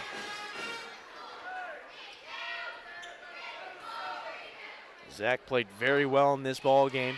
Again, this is a game that they've played without Will for the majority of this ball game. He played the first few minutes. Zach knocks down both free throws. They take a full timeout, and we'll take it with them. 3:32 remaining. It's 58-41. We're back in a minute. It's difficult to move forward with a personal financial plan if high-interest credit card debts are constantly holding you back. At People's Bank, we may be able to help. We can refinance your debts and consolidate them into one single loan with one single payment. Our interest rates are always competitive and could save you hundreds, if not thousands of dollars over the life of the loan. People's Bank and Trust Company of Pickett County. Investing in the future, one customer at a time. Equal housing lender, member FDIC. Time is money, and if your car's transmission is out of sorts, if your heating and cooling system is on the fritz, if your car will not start, it's costing you time. Pryor's Auto Spot gets it repaired. Work done right, on time, and that puts money back in your pocket. And Pryor's has tires to keep you running. No need to go anywhere else. Pryor's Auto Spot, 8410 Highway 111. Save time. Schedule your repair job at pryorsautospot.com. Getting your vehicle repaired. Pryor's.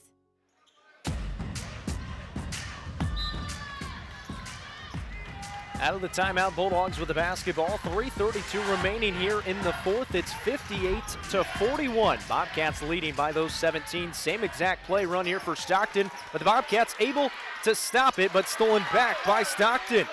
Trying to back down Hunter Wattenbarger.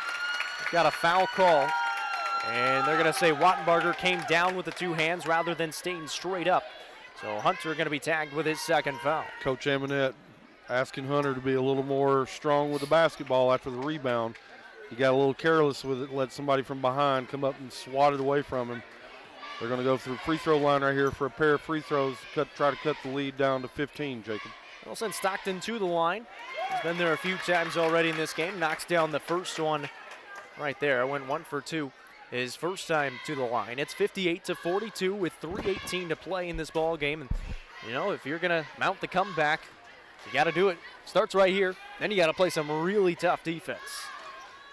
Stockton misses on the second attempt. Rebound loose. Picked up by the Bulldogs. Stockton's got it. Goes up and knocks it down. Said, you know what? I don't want the free throw. I'll go get 2 points instead. 14-point lead now for the Bobcats. Hunter Wattenbarger gets fouled by Steele Burchett. And Burchett will pick up his third. That's going to send Hunter, the senior, to the line, and a little bit of an Allen Iverson step over on the backside of it.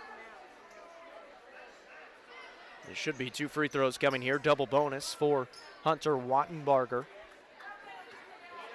Has not scored a lot in the second half. He got 11 in the first half and only a 2 in the third quarter, but knocks down the free throw right there to get to 14.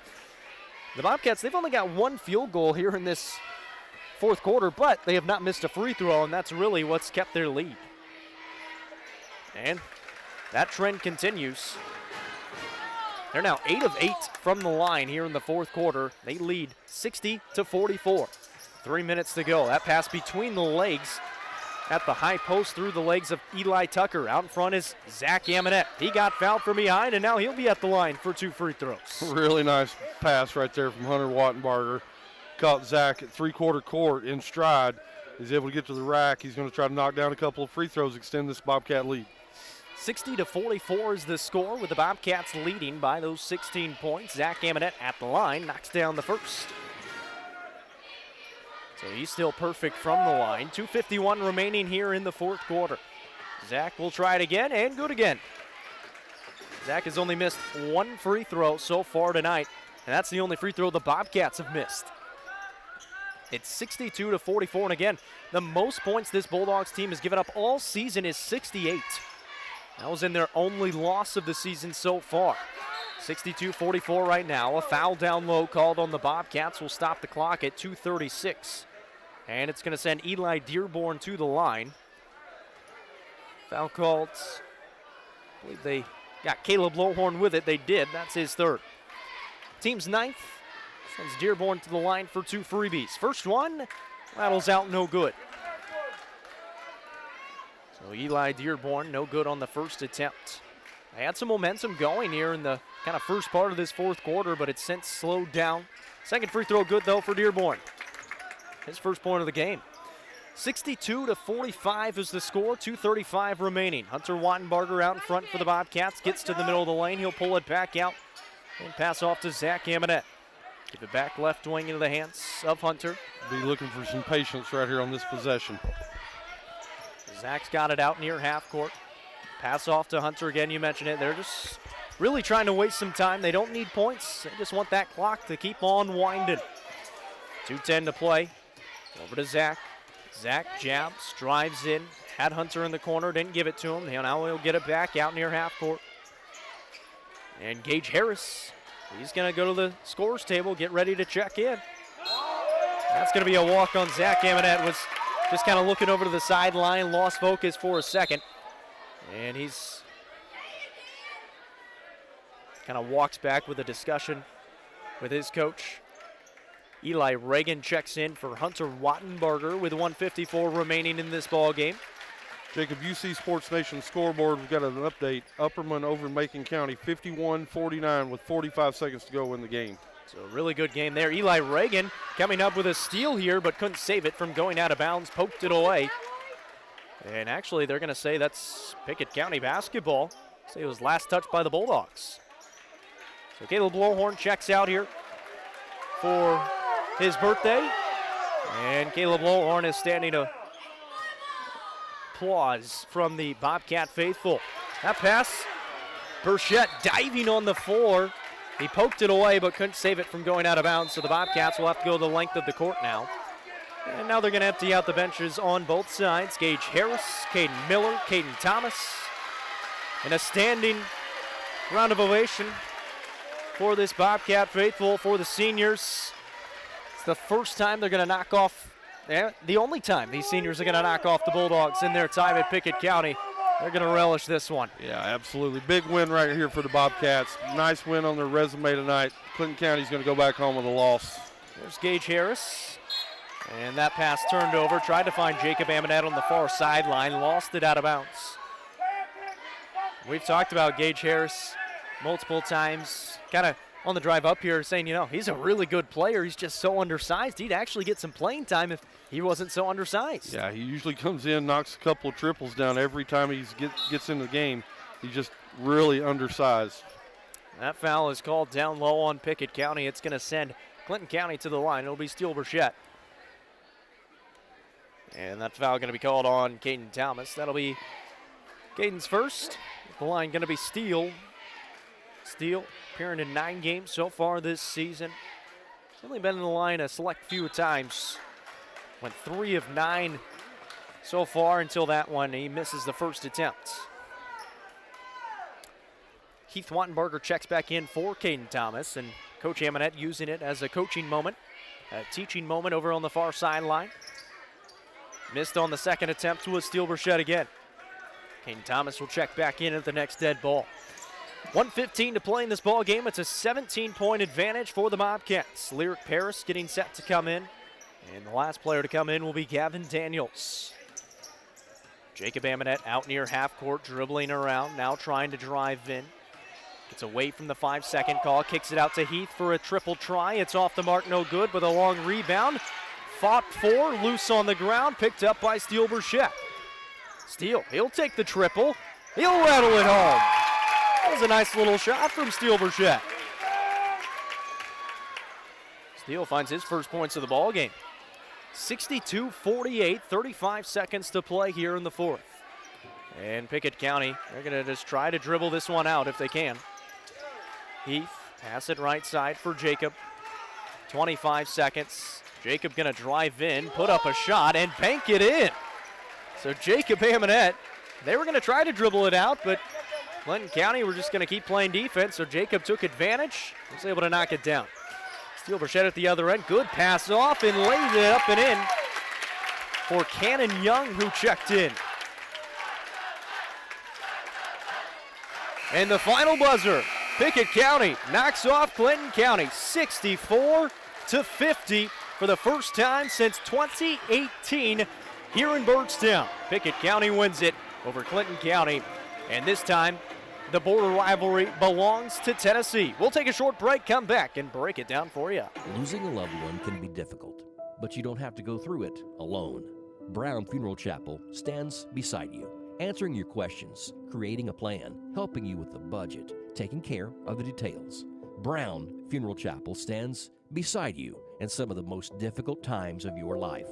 Neighbors and friends ready to be there for you, to remember your loved one with caring and dignity. You don't have to shoulder it all. Brown Funeral Chapel stands beside you. Brown Funeral Chapel.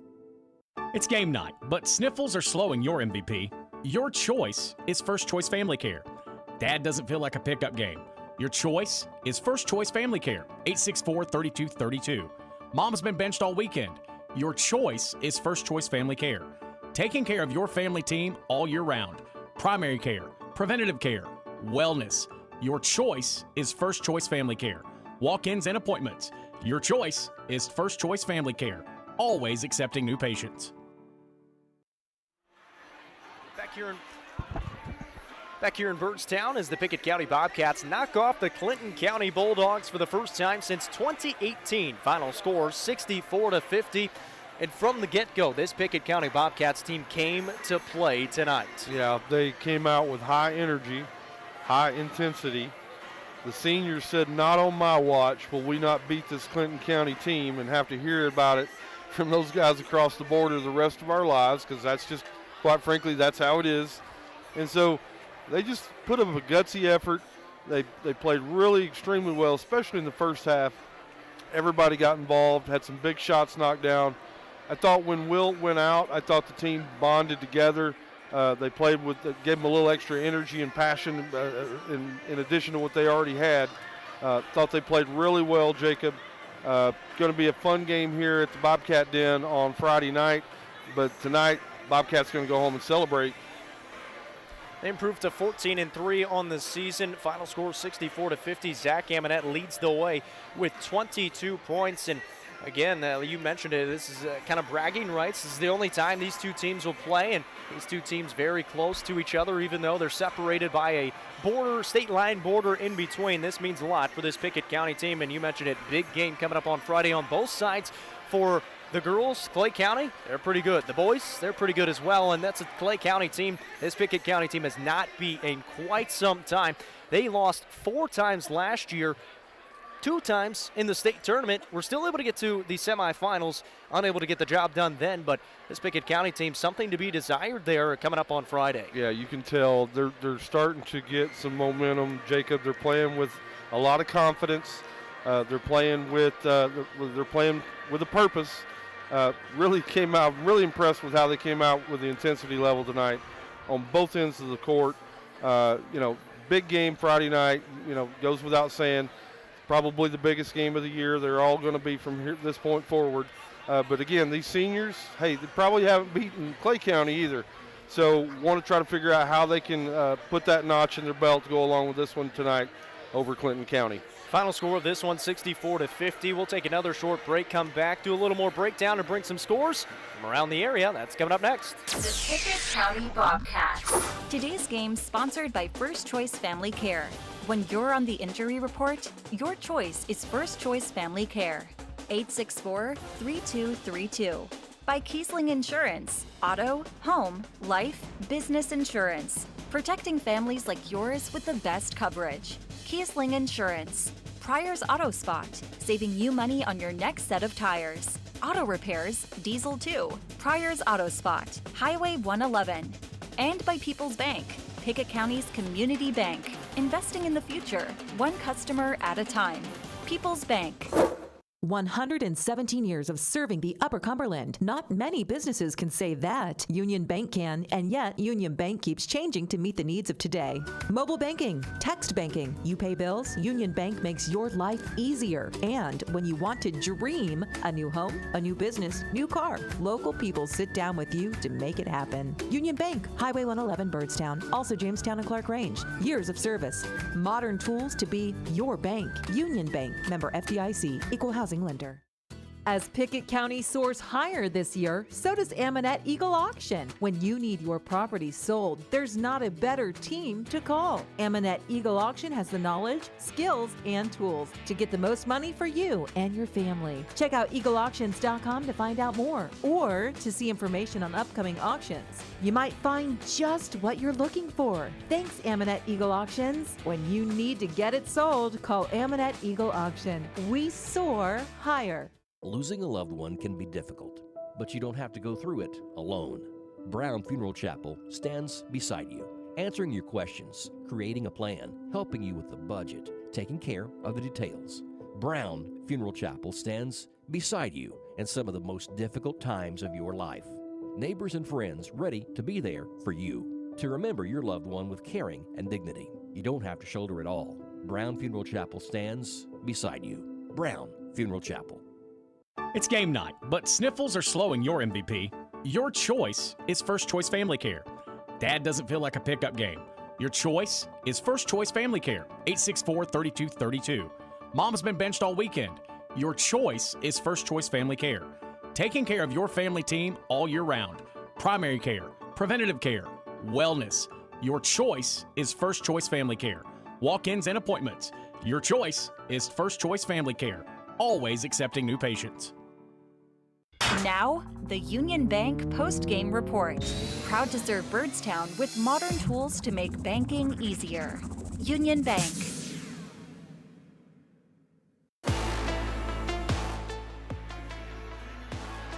Welcome back on the Union Bank post-game report here in Byrdstown. Final score from the boys, 64-50. The girls also with a win, 53-32. Casey, what are some other scores from around the area? Yeah, boys side, Jacob, we got a few finals here. Cookeville Cavaliers go on the road tonight, able to knock off a pretty good York Institute team. Cookeville's able to move to 10-8 on the season. They knock off York 60-48. Cumberland County is able to beat up on Clark Range tonight. Final score 76-43. The game you just heard here on UC Sports Nation, Pickett County downs Clinton County, Kentucky, 64-50. And a final, Upperman is able to hold on. They take down Macon County 55-51. Jacob, just want to say Happy New Year to you, all the listeners out there. Also, just want to say thank you to all the sponsors that allow all this to happen. Really appreciate it. It's a fun night here tonight. That's the UC Sports Nation scoreboard. Back to you. Yeah, you mentioned it. We didn't even mention it is a new year, 2022, and the Bobcats starting it off on the right foot. A couple of victories both on the girls' side and on the boys' side. Let's go through the final scores one more time. Here for the Pickett County Bobcats, they win it 64-50. The leading scorer was Zach Amonette with 22 points. He only missed one free throw on his way to those 22 points. 15 for Hunter Wattenbarger, 12 for Jacob Amonette, 12 for Heath Wattenbarger, and 2 for Caleb Lowhorn. On the other side, Nick Delk led the way for the Clinton County Bulldogs, 14 points for him, 12 for Braden Stockton, 4 for Bryson Cross. Cohen Davis had 6, 6 for Adam Hay, 3 for Steele Burchett, 1 for Eli Dearborn, 2 for Cannon Young, and Colton Wetzman also with 2 points. The Clinton County Bulldogs fall to 13-2. They'll get ready to take on Metcalfe County coming up in a couple of days on the 10th, as they already beat them by 5 points earlier on in the season, so that'll be, again, another really good matchup for them. Beg your pardon, that's on the 7th. For the Pickett County Bobcats, it's their biggest matchup of the year. You mentioned it, Clay County district game, the first time they've gotten to play them since last year in the state tournament when they knocked them off. And they played them in the state tournament last year in the district championship and actually took them to OT, fell in that game, played them again, fell again. This Pickett County team, they're looking to kind of curb that trend here in this first game against Clay County on Friday. Yeah, they are. Clay County's got an excellent player in Grant Strong. He's already signed at Tennessee Tech. You can be sure that there's going to be a really fun environment here at the Bobcat Den. It always is when these two teams get together. Both teams play with a lot of pride. You can make sure that Coach Edwards is going to have his team ready. Coach Amonette's going to have his team ready. Coach Smith, the girls coach over there, I believe Coach Walker at Clay County, they're going to have their teams prepared. Hey, you better get here early and get you a seat at the Bobcat Den. I think it's going to fill up quick, and it's going to be a great environment for a great Friday night of high school basketball. Going to be a lot of fun. Hopefully you can be here at the game. If not, we'll be here calling the game for you right here on UC Sports Nation. That's going to do it for us from Byrdstown. Big couple of wins for the Bobcats. The Lady Bobcats improved to 13-3. Final score, they win at 53-32. Shayla Wood, another leading scorer for her with 20 points. For the boys, they improved to 14-3, win at 64-50. Zach Amonette leads the way with 22 points in a big district matchup coming up on Friday. 6 o'clock start time for the girls. We'll start at 5:45 with our coverage on UCSportsNation.com. Casey mentioned it, but I'll say it again. A huge thank you to all the listeners, all the sponsors for making this broadcast possible, and a happy new year to each and every one of you out there. We'll talk to you on Friday. Bobcats basketball continues. This is the Union Bank post-game report. Union Bank, Byrdstown, Jamestown, Clark Range. Member FDIC. 117 years of serving the Upper Cumberland. Not many businesses can say that. Union Bank can, and yet Union Bank keeps changing to meet the needs of today. Mobile banking, text banking, you pay bills, Union Bank makes your life easier. And when you want to dream a new home, a new business, new car, local people sit down with you to make it happen. Union Bank, Highway 111 Birdstown, also Jamestown and Clark Range. Years of service, modern tools to be your bank. Union Bank, member FDIC, equal housing lender. Most insurance ads end at competitive rates, as if that's all that matters. As your local professional insurance agent, that's just where Kiesling Insurance begins. When it comes to insuring your home, your car, or your business, Kiesling Insurance offers you personalized service and advice, along with a choice of companies to fit your needs. And yes, competitive rates too. When you need insurance, call them, or be sure and contact the team at Kiesling Insurance or visit them online at KieslingINS.com for details about life, home, auto, or business. When your day-to-day work causes pain, when your daily exercise stops you cold, when picking up the groceries or your grandchild makes you ache, call Milestone. Milestone Physical Therapy improves lives. Milestone builds futures by finding the source of your pain. It's not about covering up the aches, it's about getting rid of them. Call 864-8090 for an appointment. 864-8090. Orthopedic care that improves your life. With over 20 years' experience, see Laura Reagan at Milestone Physical Therapy. Going to the doctor regularly. It's not your favorite thing in the world, but it is the key to staying healthy. So schedule an annual physical with Birdstown Medical Center. 864-3187. A lot can change in a year. Better to fix it than wonder, right? 864-3187.